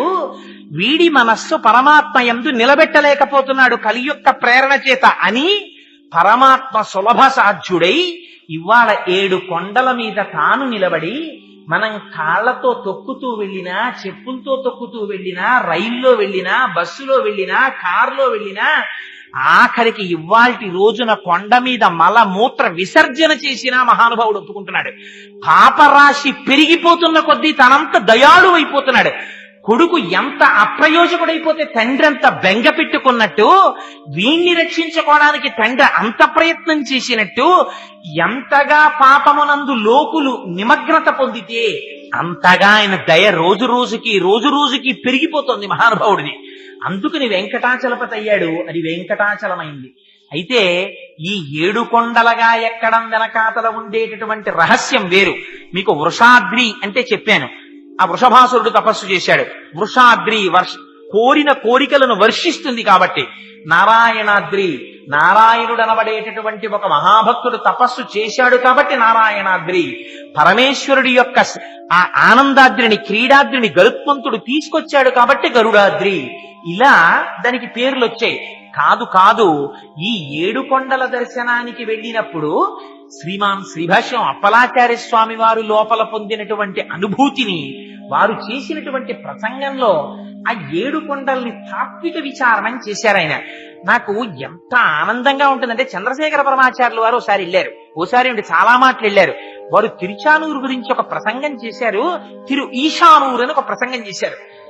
మహాత్ముల యొక్క దర్శనం అంటే ఇలా ఉంటుంది కదా అనిపిస్తుంది మనకి. ఆయన అంటారు, మొట్టమొదట ఏ కొండ ఎక్కుతున్నారు మీరు? మీరు మొదట ఎక్కే కొండకి వృషభాద్రి అని పేరు. వృషభం అంటే ఏమిటి? వృషభం అంటే ఎద్దు. ఎద్దు ఎవరికి వాహనం? ఎద్దు పరమశివుడికి వాహనం. ఎద్దంటే నిజంగా ఎద్దా? మంత్రంలో దానికి చత్వారి శృంగాః త్రయో అస్య పాదాః ద్వై శీర్షే సప్తహస్త సో అస్య త్రయీ భక్తః వృషభః రోరవీతి మహాదేవో మర్త్యాగం అవివేశ అని. అది చత్వారి శృంగాః, 4 కొమ్ములు. అవే పరా పశ్యంతి మధ్యమ వైఖరి అనబడేటటువంటి 4 స్వరూపాలైనటువంటి శబ్దం. త్రయో అస్య పాదాః భూత భవిష్యత్ వర్తమాన కాలములలో ఉంటుంది. త్రయీబద్ధ 3 చోట్ల కట్టబడుతుంది. నాభి, కంఠము, ఉదరము. త్రయీబద్ధ వృషభ, అటువంటిది సప్తహస్త, విభక్తులు 7 విభక్తులు. ఈ శబ్దము ఏదైతే ఉందో ఆ శబ్దము వేదమును సూచిస్తుంది. మనకి మన సనాతన ధర్మంలో ప్రమాణం ఏదో తెలుసా అండి? కన్ను ప్రమాణం కాదు. నీ కన్ను చూసిన దాన్ని ఏది నిర్ణయించాలి? బుద్ధి నిర్ణయించాలి. బుద్ధి అన్ని వేళలా నిర్ణయాత్మకమైనటువంటి శక్తిని పొంది ఉండదు. కొండ మీద పొగ కనపడింది అనుకోండి, మంచు అంటుంది. మంచు కనపడింది అనుకోండి, పొగ అంటుంది. దొంగ కనపడింది అనుకోండి, దొంగ అంటుంది. దొంగ కనపడ్డాడు అనుకోండి, దొంగ అంటుంది. కాదు, ఒకనాడు తాడు కనపడింది అనుకోండి, పావు అంటుంది. పావు కనపడింది అనుకోండి, త్రాడు అంటుంది. అందుచేత మీరు ఈ కంటితో చూసి ఈ బుద్ధితో నిర్ణయిస్తున్నవన్నీ కూడా ప్రమాణములా కావు. భగవత్ సంబంధమైనటువంటి విషయములో మనకి ప్రమాణము వేదమొక్కటే. వేదము ఏది చెప్పిందో అదే ప్రమాణం. అదిగో అటువంటి ప్రమాణమైనటువంటి వేదమును అంగీకరిస్తే తప్ప నువ్వు పరమాత్మ సన్నిధానానికి వెళ్ళడానికి అనర్హుడవు. వేద ప్రమాణమును అంగీకరించానని చెప్పి నమస్కారం చెయ్యడమే వృషభాద్రిని ఎక్కడం. వృషభాద్రిని ఎక్కితే రెండోది ఏది ఎక్కాలి? వృషాద్రిని ఎక్కాలి. వృషాద్రి అంటే ఏమిటి? మీరు వేదం చదువుకుని వేదము యొక్క ప్రమాణాన్ని అంగీకరించేస్తే సరిపోతుందా? సరిపోదు. వేదం ఏం చెప్తుంది? ధర్మం చెప్తుంది. ఏ ధర్మం చెప్తుంది? ధర్మం మారుతుంది, సత్యము మారదు. ఎందుకని? ఏకాదశి నాడు ఉపవాసం చెయ్యడం ధర్మం, ద్వాదశి నాడు అన్నం తినడం ధర్మం. కొడుకుగా తండ్రి దగ్గరికి వెళ్ళినప్పుడు పుత్రధర్మం, అన్నదమ్ముల దగ్గరికి వెళ్ళిచ్చినప్పుడు సోదర ధర్మం. పక్కింటి వారి స్త్రీ కనపడినప్పుడు తను పుత్రధర్మంగా నిలబడాలి, ఆవిడలో మాతృమూర్తిని చూసి. తన భార్య దగ్గరికి వెళ్ళినప్పుడు భర్తృధర్మం పాటించాలి. గురువు దగ్గరికి వెడితే శిష్య ధర్మం పాటించాలి. తన ఉద్యోగానికి వెడితే సేవక ధర్మం పాటించాలి. ఎక్కడ తను ఏ ధర్మం పాటించాలో ఆ ధర్మం పాటించాలి. అంతే తప్ప ఒక ధర్మాన్ని ఒక ధర్మంతో కలగాపులగం చేయకూడదు. ఈ ధర్మాన్ని వైక్లభ్యం లేకుండా నువ్వు అనుష్ఠానం చేసిన నాడు ఆ ధర్మమే నిన్ను రక్షిస్తుంది. ధర్మో రక్షతి రక్షితః. నీ ధర్మాన్ని నువ్వు కాపాడుకుని అనుష్ఠానంలోకి తెచ్చుకోవాలి. ఇలా నీ ధర్మాన్ని నువ్వు అనుష్ఠానము చేస్తూ ఉండడమే వృషభాద్రి, తరువాత వృషాద్రిని ఎక్కుట. అందుకని వృషాద్రిని దాటి తరువాత దేంట్లోకి వెళ్ళాలి? గరుడాద్రిని ఎక్కాలి. గరుడుడంటే ఎవరు? దూరదృష్టి కలిగిన వాడు. గరుడు ఎంత ఆకాశంలో విహరిస్తూ ఉండనివ్వండి, ఎంత దూరంగా ఉన్నదాన్నైనా స్పష్టంగా చూస్తాడు. అందుకని ఆయన యొక్క అనుగ్రహం ఉందా? గరుత్మంతుణ్ణే వేదం కింద చెప్తారు. అందుకని గరుడుని యొక్క అనుగ్రహమును పొందుట అంటే దేన్ని పొందడం? వేదములో యువతల ఉన్న ధర్మాన్ని తాను నిరంతరము పాటిస్తూ వేదము యొక్క ఉత్తర భాగమైనటువంటి ఉపనిషత్తుల చేత ప్రతిపాదింపబడినటువంటి జ్ఞానం ఏదైతే ఉందో ఆ జ్ఞానాన్ని తాను పొందగలగడం, ఆ జ్ఞానాన్ని తను తెలుసుకోవడం, ఇది గరుడాద్రిని అధిరోహించుట. గరుడాద్రి దాటితే దేనికి వెళ్ళాలి? అంజనాద్రికి వెళ్ళాలి. అంజనము అంటే ఏమిటి? ఇంతకు ముందు మీకు కనపడని వస్తువు కనపడేటట్టు చేసేదానికి అంజనం అని పేరు. ఆయన కళ్ళకి అంజనం పెట్టుకున్నాడు ఏంటంటే చీకట్లో చూస్తున్నాడంటారు. అంజనం పెట్టుకుంటే ఏమవుతుంది? ఎవ్వరికీ కనపడని వస్తువు మీకు కనపడుతుంది. ఇప్పుడు ఏమైంది? వేదములో ఉండేటటువంటి పూర్వభాగమైనటువంటి ధర్మమును కర్మమును మీరు ఆచరిస్తే, ఉత్తర భాగమైనటువంటి జ్ఞానమును అనుభవానికి తెచ్చుకుంటే, ఆ జ్ఞానమునందు ప్రవేశిస్తే, దాని చేత మీరు అది అనుష్ఠాన పర్యంతములోకి రావాలి కాబట్టి నిరంతరము రక్షింపబడడానికి ఒక మంత్రాన్ని ఉపదేశం పొంది గాయత్రి వంటి మంత్రముల చేత నిరంతరము లోపల ఉండేటటువంటి ఆత్మదర్శన ప్రయత్నశీలుడైనటువంటి వ్యక్తి ఎవరుంటాడో అటువంటి వ్యక్తి గరుడాద్రిని అధిరోహించిన వాడు. ఇలాంటి గరుడాద్రిని అధిరోహిస్తే తర్వాత కొండ ఏదెక్కుతాడు? శేషాద్రిని ఎక్కుతాడు. శేషుడెవరు? నిరంతరం స్వామి దగ్గర ఉంటాడు, శేషమై ఉంటాడు. ఆయనకి ఏం కోరిక ఉండదు, ఆయనకి ఎప్పుడు భగవంతుణ్ణి వహించడమే. శేషుడు ఏం చేస్తాడు? పడుకుంటే స్వామివారికి పరుపు అయిపోతాడు, స్వామివారు కూర్చుంటే కుర్చీ అయిపోతాడు. ఎప్పుడు స్వామివారికి మారి మారి మారి మారి సేవ చేస్తాడు. ఆయన తల పెట్టుకుంటే తలగడ అయిపోతాడు. ఆయన అవతారం తీసుకుని వస్తే ఒకసారి త్రేతాయుగంలో లక్ష్మణుడు అయ్యొచ్చాడు బెంగెట్టుకున్నట్ట. అయ్యో నేను లక్ష్మణుడిని అయ్యొచ్చాను, పెద్దవాడిగా పాపం కష్టాలన్నీ పరమాత్మ పడ్డారు, ఈ మాట కష్టాలన్నీ నేను పడతాను, అందుకని నేను పెద్దవాడిగా పుడతానని బలమముగుల కలగ బలభద్రుడని లోక రమణుడగుట చేసి రాముడనియు సతికి పుట్టె గర్భ సంకర్షణంబున సంకర్షణండనటి ఘనుడు సుతుడు. ఒకసారి బలరాముడిగా వచ్చాడు ఆయన. అందుకని ఎప్పుడూ పరమాత్మని విడిచిపెట్టకుండా ఆయన వెంట తిరిగి సేవ చేస్తుంటాడు. ఇదే పానీయంబులు త్రాగుచున్ కొడుచుచున్ భాషించుచున్ హాసలీలా నిద్రాదులు చేయుచున్ తిరుగుచున్ లక్షించుచున్ సంతత శ్రీనారాయణ పాదపద్మ యుగళీ చింతామృతాస్వాద సంధానుండై మరచన్ సురారిసుతుడే తద్విశ్వముంధువర. ఏది చేస్తున్నా ఆ భగవంతుడి సేవగా చేస్తూ పొంగిపోతూ చేసిన వాడికి ఫలమునందు అపేక్ష ఉండదు. ఒకసారి సంకల్పం చేస్తాడు, సర్వేశ్వరుడికి నమస్కారం చేసుకుంటాడు, బయలుదేరుతాడు. ఫలితం వచ్చిందా సంతోషిస్తాడు, ఫలితం రాలేదా ఫలితం రాలేదని అనడు. మీరు అది జ్ఞాపకం పెట్టుకోవాలి. తండ్రి సుశిక్షితుడైన కుమారుడు అనుకోండి, చాలా ధర్మం తెలిసిన కొడుకుని ఈ పని నువ్వు చెయ్యకు అన్నాడు అనుకోండి. కుమారుడు అడగడు తండ్రిని, నాన్నగారు ఈ పని నన్ను ఎందుకు చెయ్యొద్దన్నారండి అనడు. ఏమో మా నాన్నగారు నన్ను ఈ పని చెయ్యొద్దు అన్నారు అంటే ఆ పని నేను చెయ్యడం చేత నాకేదో ప్రమాదం పొంచి ఉందన్నమాట, అందుకే నన్ను నాన్నగారు ఆ పని చెయ్యొద్దు అన్నుంటారు అని వెళ్ళిపోతాడు. పింకివాడైన కొడుకు ఏం చేస్తాడు? నాకు నాన్నగారు చేయనివ్వలేదు, అది చేయనివ్వలేదు అంటాడు. అందుకని కర్మము యొక్క ఫలితాన్ని సంగము లేకుండా త్యాగము చేసినటువంటి భక్తుడు ఏది రానివ్వండి, ఫలితము తను అనుకున్నది రానివ్వండి, రాకపోనివ్వండి, మనస్సునందు కుంది భగవంతుడి పాదములు విడిచిపెట్టడు. ఇక్కడే మీకు తేడా వచ్చేస్తుంది.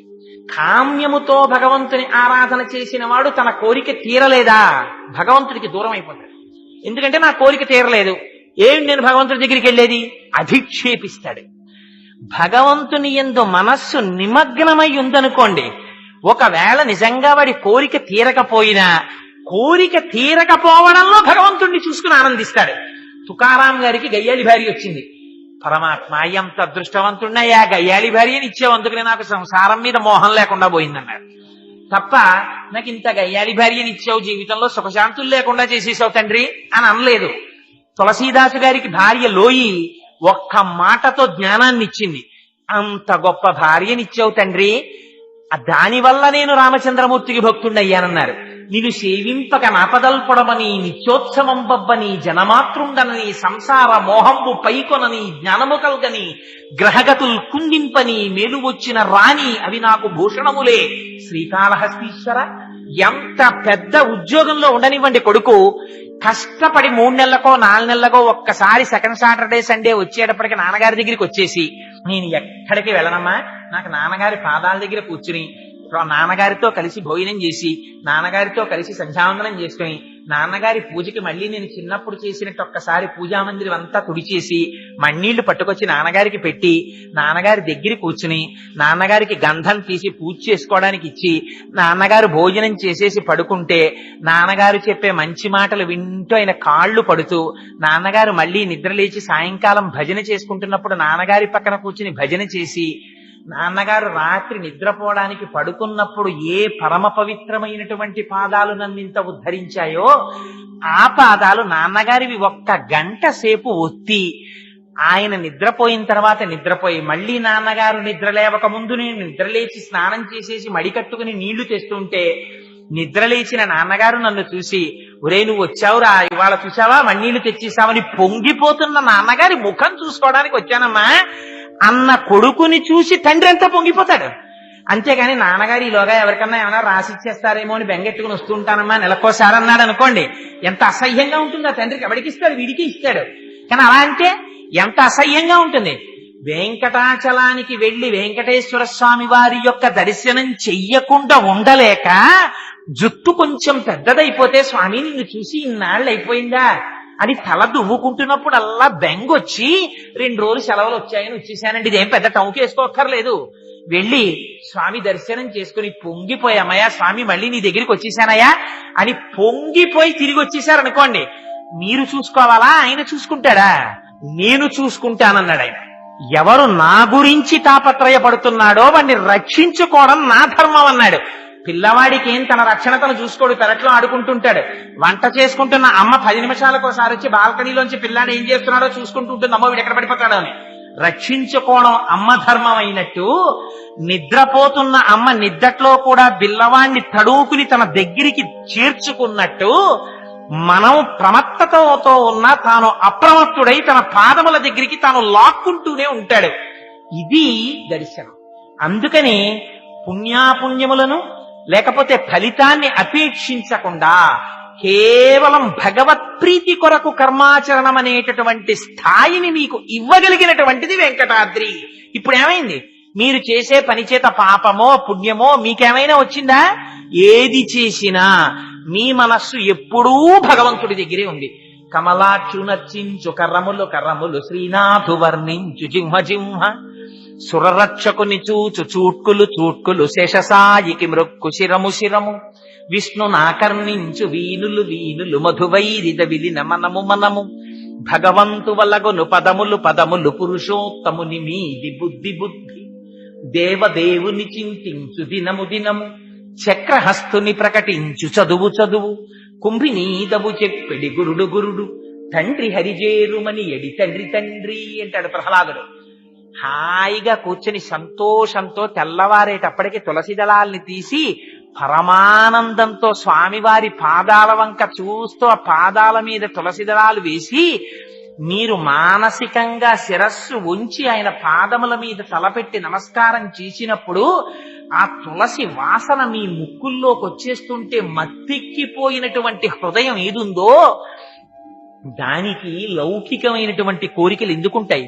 మందార మకరంద మాధుర్యమున తేలు మధుపంబు బోవునే మదనములకు నిర్మల మందాకిని విచికలతో రాయంతగనునే తరంగిణులకు లలిత రసాల పల్లవ ఖాదియై చొక్కు కోయిల జనునే కుటజములకు పూర్ణేందు చంద్రికా స్ఫురిత చకోరక మరుగునే సాంద్రనీహారములకు అంబుజోదర దివ్య పాదార వింద చింతనామృత పాన విశేష మత్త చిత్త మీరీతి ఇతర విషయంబు చేరదేర్చు వినుత గుణశీల మాటలు వేయునేలా ఆ సర్వేశ్వరుడి పాదములలోంచి స్రవించేటటువంటి మందార మకరందాన్ని తాగడానికి అలవాటు పడి మత్తిక్కిపోయినటువంటి హృదయం ఏరొక విషయం నందు లగ్నం అవ్వమంటే మాత్రం ఎలా లగ్నం అవుతుంది? దానికి అలవాటు పడిపోయాక. అలా ప్రవర్తించేవాడు లేచినా పడుకున్నా ఏది చేసినా ఆ సర్వేశ్వరుణ్ణి తలుచుకుంటూ పొంగిపోవడానికి అలవాటు పడిపోయిన వాడికి పాపం అంటామంటే మాత్రం ఎక్కడంటుతుంది?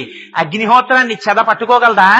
పట్టుకోలేనట్టు వేం పాపః కటతే, వాడికి పాపము లేదు పుణ్యము లేదు. ఎక్కడైనా ఉందా? పాపాన్ని కూడా కటతి తీసి అవతల పారేస్తుంది. ఇది వెంకటాద్రి. ఆ వెంకటాద్రిని దాటిన తరువాత అక్కడ ఒక్క చోట వెంకటేశ్వర స్వామి వారిని దర్శనం చేసేసి కిందకి దిగగానే పాపరాశి లోపల ప్రవేశించిందా? మళ్ళీ తప్పుడు ఆలోచనలు బయలుదేరాయా? గొరుగుచుందురు జుత్తు కొన్ని వందల సార్లు దాని పాపమేమో కానరాదు, అఖిల పాపములకు నిలయమైన మనసు గొరగడేమి మానవుండు అన్నాడు ఆధునిక కవి. అందుకని మారవలసింది ఏది మారాలి? ఒకసారి వెంకటేశ్వరుణ్ణి చూస్తే నివర్తయ మనోమత్త, మనస్సు మారాలి. అది మారకపోతే అందుకనంటారు శంకరాచార్యుల వారు, నరత్వం దేవత్వం నగమన మృగత్వం వశకత పశుత్వం కీటత్వం భవతు విహగత్వాని జననం సదాత్మత్పాదాబ్జ స్మరణ పరమానందలహరి విహారాసక్తం చేద్రూదయ విహకింతేన వపుష. ఆ భక్తిని పొంది వచ్చాడా? ఆ జ్ఞానము కలిగిందా? నారాయణాద్రి దగ్గరికి వెళ్ళేటప్పటికి భగవానుడు ఒక్కసారి జ్ఞానం ఇచ్చాడా? నీకెక్కడ కనపడ్డాడు భగవానుడు? కావ్యకంఠ గణపతి మునికి భగవంతుడు ఎక్కడ కనపడ్డాడు?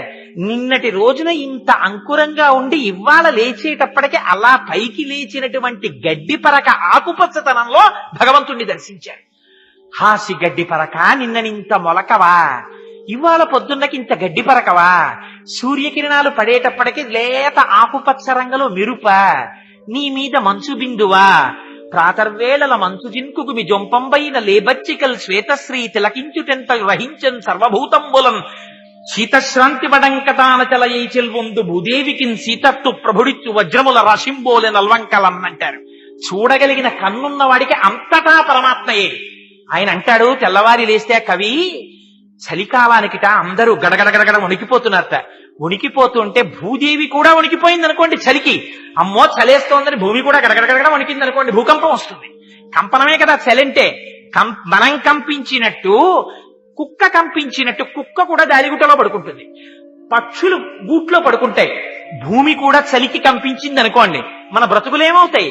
అందుకనిట సీతత్వ ప్రభుడిచ్చు, ఆ శీతాకాలానికి అధిపతి అయిన పరమాత్మ ఉన్నాడే, ఆయన చూశాట, ఓహో నువ్వు మాత్రం వణకకుండా వీళ్ళందరినీ రక్షించడానికి నా భార్యవి కదా భూదేవివి, రక్షించడానికి నువ్వు వణకకుండా చలిని తట్టుకున్నావా? చూడు, నువ్వింత గొప్పగా తల్లివై బిడ్డల్ని కాపాడినందుకు నీకు ఏం వరమిస్తున్నానో తెలుసా? కానుకిస్తున్నాను, తీసుకో అని భూకాంతకి చుట్టూ వజ్రముల రాసులు పోసేసేట. ఏమిటిటా రాసులు?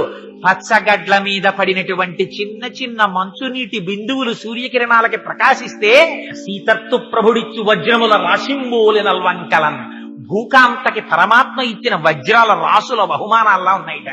చూడగలిగిన కన్నున్న వాడికి ఎక్కడ పరమాత్మ లేడు. నమచ్చోరాయిచ శిష్ప్యాయిచ భీన్యాయిచ సికప్యాయిచ ప్రవాహ్యాయిచ, అంతటా పరమాత్మయే. ఈ పరమాత్మ దర్శనం అలవాటైపోయింది అనుకోండి, వాడికి ఏమొస్తుంది? క్రేణుకు వస్తుంది. ఆనందం ఆనందం ఆనందం అర్ణవమైపోయి ఎక్కడ చూసినా ఆనందమే, ఎక్కడ చూసినా ఆనందమే. ఒక కాయ కోస్తే అందులో పురుగు కనపడింది అనుకోండి, ఆనందం. తులసీదాసు గారు ఎంత పొంగిపోయారండి, ఏమి భక్తి భావన. తులసీదాసు గారు రామాయణం రాసుకుంటున్నారు. హనుమ వచ్చి ఏం రాశావన్నారు? అశోకవనంలో పువ్వులన్నీ తెల్లగా పుష్పించున్నాయన్నారు, నీ మొహం ఎర్రగా ఉన్నాయన్నారు హనుమ. అంటే కాదు స్వామి, నేను మానసికంగా దర్శనం చేశాను, అశోకవనంలో చెట్లకి తెల్లటి పువ్వులు ఉన్నాయన్నారు తులసీదాస్ గారు. కాదు, పువ్వులన్నీ ఎరుపు అన్నారు హనుమ. అంటే నేనా సుందరకాండలో వెళ్లి చూసి వచ్చిన వాడివి నువ్వా? నేను చెప్పినట్టు రాయి, పువ్వులు ఎరుపని మార్చన్నారు. అంటే తులసీదాస్ గారు, అమ్మ బాబోయ్ ఇంతో మనం ఎక్కడ వాదిస్తాం, ప్రత్యక్ష సాక్షిని అంటాడు అని రామచంద్రమూర్తిని ధ్యానం చేశారు. రామచంద్రమూర్తి ప్రత్యక్షమయ్యారు. హనుమ ఏమిటి నీ ఎల్లరన్నారు. స్వామి, అశోకవనంలో పువ్వులు తెల్లగా ఉన్నాయని రామాయణం రాస్తున్నాడు తులసీదాసు, నేను చూసినప్పుడు ఎర్రగా ఉన్నాయి పువ్వులన్నీ అన్నారు. అంటే స్వామి అన్నారు, అల్లా అనకు, ఆ ఋతువులో అప్పుడు పూసిన పువ్వులు తెలిపే, నీకెందుకు ఎర్రగా కనపడ్డాయో తెలుసా? ఆ చెట్టు మీద కూర్చుని కిందకి చూసావు మీ అమ్మని, క్షితిక్షమా పుష్కర సన్నిభాక్షి యరక్షిత రఘవ లక్ష్మణాభ్యాం సరాక్షసీభి వికృతేక్షణాభి సంరక్షిత సంప్రతి వృక్షమూలే. మా అయ్య రామచంద్రమూర్తి భార్య రాక్షసల కాంతల చేత పరివేష్టింపబడి ఒక చెట్టు కింద ఒక్క పట్టుబట్ట కట్టుకుని ఇలా ఉండిపోవడం ఆ 10 నెలల నుంచి, అది కోపంతో చూశావు. నీ కన్నులు ఎరిపెక్కి తెల్లటి పూలు ఎర్రగా నీ కనబడ్డాయి హనుమ, పువ్వులు తెలిపేలా రాయని అన్నారు. ఇది పారవశ్యమైనటువంటి భక్తి ఉన్నవాడికి సర్వత్ర పరమాత్మ దర్శనమే. ఈ దర్శనం పొందుతున్న వాడికి రామకృష్ణ పరమహంస ఎంత పొంగిపోయారు. మేక అరుపులో, పసిపిల్లాడి ఏడుపులో, ఆవు గొంతెత్తి అంబా అని అరిస్తే అందులో అమ్మవారిని పిలిచినటువంటి ఆ భక్తి కనపడింది రామకృష్ణ పరమహంసకి. ఆఖరికి మహాభక్తులు ఎంత ఆశ్చర్యపోయారో తెలుసండి. భక్తి ఉన్నవాడికి పరమాత్మ దర్శనం అంటే, కబీరుదాసు గారు రహదారి మీద వెళ్ళిపోతున్నారు, ఒక స్త్రీ జొన్నలు తిప్పుతోంది, ఆయన స్పృహ తప్పి కింద పడిపోయారు. గురువు గారు వచ్చి నీళ్లు చల్లి పైకి లేపారు. ఎరా నాయన అలా పడిపోయావు అన్నారు. ఆ తిరగలు చూసి పడిపోయానన్నాడు. అదేమిట్రా అలా పడిపోయావు, తిరగలు చూస్తే పడిపోవడం ఎందుకన్నారు. అంటే పరమాత్మ కూడా ఇలా కనపడనటువంటి హస్తంతో పట్టుకుని జీవులనబడేటటువంటి జొన్నల్ని తిరగలితో వేసి పుణ్యము పాపము అనే రెండింటి మధ్య పెట్టి గుండ చేసేస్తున్నాడు. ఇలా అయిపోతోంది కదా జీవితం అని బెంగ పెట్టుకు పడిపోయానన్నారు. గురువులెంత గొప్పవారో చూడండి. దర్శనం అంటే అలా ఉంటుంది, మహాత్ముల దర్శనం. ఓయ్ పిచ్చాడా, తిరగలిలో పడ్డ జొన్నలన్నీ పిండైపోతున్నాయి, కానీ ఏది తిప్పుతోందో దాని చుట్టూ చేరిన జొన్నలు మాత్రం పిండవట్లేదు, చూసుకో అన్నారు. అందుకని తిప్పేవాడి పాదాలు నువ్వొట్టుకున్నావా, వాడు నిన్ను రక్షించేస్తాడు. పాదాలట్టుకో నీకు బెంగ ఎందుకన్నారు. అందుకని ఈ రక్షకత్వం, ఈ పరమాత్మతత్వం అంతటా కనపడిన వాడికి, 7 కొండల మీద కనపడతాడా వెంకటేశ్వరుడు, ఇక్కడే కనపడతాడు, అక్కడా కనపడతాడు, ఎక్కడా కనపడతాడు. ఇది జ్ఞానాద్రి. అందుకని 7 కొండలు ఎక్కామంటే 7 కొండలలో వృషభాద్రితో మొదలుపెట్టి నారాయణాద్రి దగ్గరికి వెడితే ఈ జ్ఞానమును పొంది చిట్ట చివర శరీరం విడిచిపెట్టేసేటప్పుడు కూడా భయం లేకుండా శంకరాచార్యులు వారు నేర్పుతారు చచ్చిపోవడం ఎలాగో. యథాపుత్ర మిత్రాద యౌమత్సకాశి హృదాత్యస్య హాకీతృశీయోదశంతి తదా దేవ దేవేశ గౌరీశ శంభో నమస్తే శివాయో త్యజస్రం బ్రవాణి. ఎప్పుడు ఇక్కడ శ్రీనివాసుణ్ణే పెట్టుకోవడం మీకు అలవాటు అయిపోయింది అనుకోండి. చిట్ట చివర ఊపిరి ఆగిపోతున్నప్పుడు ఊపిరి తీసుకోవాలని శరీరం ప్రయత్నం చేస్తూ ఉంటే అందుకోలేకపోతుంటే ఒళ్ళంతా చెమట్లు పట్టేస్తుంటే బెంగ పెట్టేసుకుని నీళ్ల కోసం తడుముకుని భార్య కోసం తడుముకోకుండా ఆ సమయంలో తండ్రి వెళ్ళిపోతోంది శరీరం. అమ్మయ్యా ఇంకా నాకు బంధనం లేదు అని చిట్ట చివర కొడుకులు కోడళ్ళు కూతుళ్ళు అల్లుళ్ళు చుట్టూ చేరి యథాపుత్ర మిత్రాద యోమత్సకాశి హృదాత్యస్య హాకీదృశీయోదశంతి శరీరాన్ని కింద పెడుతుంటే మా నాన్నగారికి పరుపు మీద పడుకోవడం తప్ప కింద పడుకోవడం అలవాట్లేదు, కింద పడుకోబెట్టేస్తున్నారా అని ఏడుస్తుంటే కొడుకు తెచ్చి తులసి తీర్థం పోస్తుంటే గుటక పడక పక్క నుంచి కారిపోతుంటే భార్య ఏడుస్తుంటే అవి నా చెవిన పడకూడదు. నాకు చజస్రం బ్రవాణి నా కళ్ళల్లో ఏం కనపడాలో తెలుసా? నేను ఆనంద నిలయాధీశుడై ఆ పీఠం మీద కూర్చుని నవ్వులు విరజిమ్ముతూ కటిహస్తాన్ని వరదహస్తాన్ని పట్టి నా పాదాలు నమ్ముకో నీకు సంసారం ఇక్కడ వరకే అని అభయమిచ్చినటువంటి స్వామి కన్నులలో మెరిసిపోతుండగా, స్వామి ఇంక నీ దర్శనానికి 7 కొండలకి రావక్కర్లేదు, నీలో నేను ఒకడనైపోతున్నాను. ఎంత అదృష్టం! ఇంక మనిద్దరికి ఎడబాటు లేదు, నువ్వే నేను నేనే నువ్వు అంటూ అమ్మయ్యా అని చెమట ఒళ్ళంతా పట్టొచ్చిన వాడు బనీ నిప్పి అబ్బా అని విసిరి పారేసినట్టు అమ్మయ్య ఈ బంధనం వదిలేసిందని శరీరాన్ని వదిలిపెట్టి పరమాత్మలో కలిసిపోయేటంతటి ఆనందంతో శరీరాన్ని వదులుతూ ఉన్ననాళ్ళు సర్వత్ర పరమాత్మని దర్శింపగలిగిన వాడెవడున్నాడో సంచిత ఆగామి ప్రారబ్ధములు దూదికొండలో నిప్పురవ్వ పడితే కాలిపోయినట్టు వెంకటాద్రి మీద ఎక్కడం వల్ల పాపరాశి కాలిపోవడంతో నారాయణాద్రి చేత జ్ఞానం ఆవిర్భవించి నిలబడినవాడు వెంకటాచల మహాత్యమును పొందినవాడు. అందుకని ఆ వెంకటాచలానికి అంతటి మాహాత్యం ఉన్నది. వెంకటేశ్వరుడి అనుగ్రహం ఎలా వస్తుందో తెలుసా అండి? ప్రసాద రూపంలో వస్తుంది. అందుకే మీరు వెంకటాచలం వెడితే తప్పకుండా ఏది తీసుకుంటారు? ప్రసాదం తీసుకుంటారు. ఇంటికి తెచ్చి కూడా ప్రసాదం అందరికీ పెడతారు. ఇక్కడ వెంకటాచల వైభవం జరుగుతోందని పరమేశ్వరుడికి నివేదన చేయబడినటువంటి పరమ పవిత్రమైన ప్రసాదాన్ని బయట ఏర్పాటు చేశారు. ఇది సర్వేశ్వరుడు పులకించి మాకిచ్చిన అనుగ్రహం, ఇక్కడే మేము వెంకటాచలం ఎక్కేసినట్టు అని మనస్సులో స్మరించి ఆయన పాదాలకి నమస్కారం చేసుకుని తీసుకుని వెళ్లవలసినదిగా ప్రార్థన చేస్తూ మంగళాశాసన పరై మదాచార్య పురోగమై సర్వైశ్చ పూర్వైరాచార్యై సత్కృతాజాస్తు మంగళం. మంగళం కోసలేంద్రాయ మహనీయ గుణాత్మనే చక్రవర్తి తనూజాయ సర్వభౌమాయ మంగళం. ఉమాకాంతాయ కాంతాయ కామితార్థ ప్రదాయినే శ్రీగిరీశాయ దేవాయ మలినాథాయ మంగళం. కరచరణ కృతం వా కర్మ వాక్కాజం వా శ్రవణనైనజం వా మానసం వాపరాధం విహితమ విహితం వా సర్వమేత్తక్షమస్వ. శివ శివ కరుణాబ్ధే శ్రీ మహాదేవ శంభో. సర్వం శ్రీ ఉమామహేశ్వర పరబ్రహ్మార్పణమస్తు. స్వస్తి.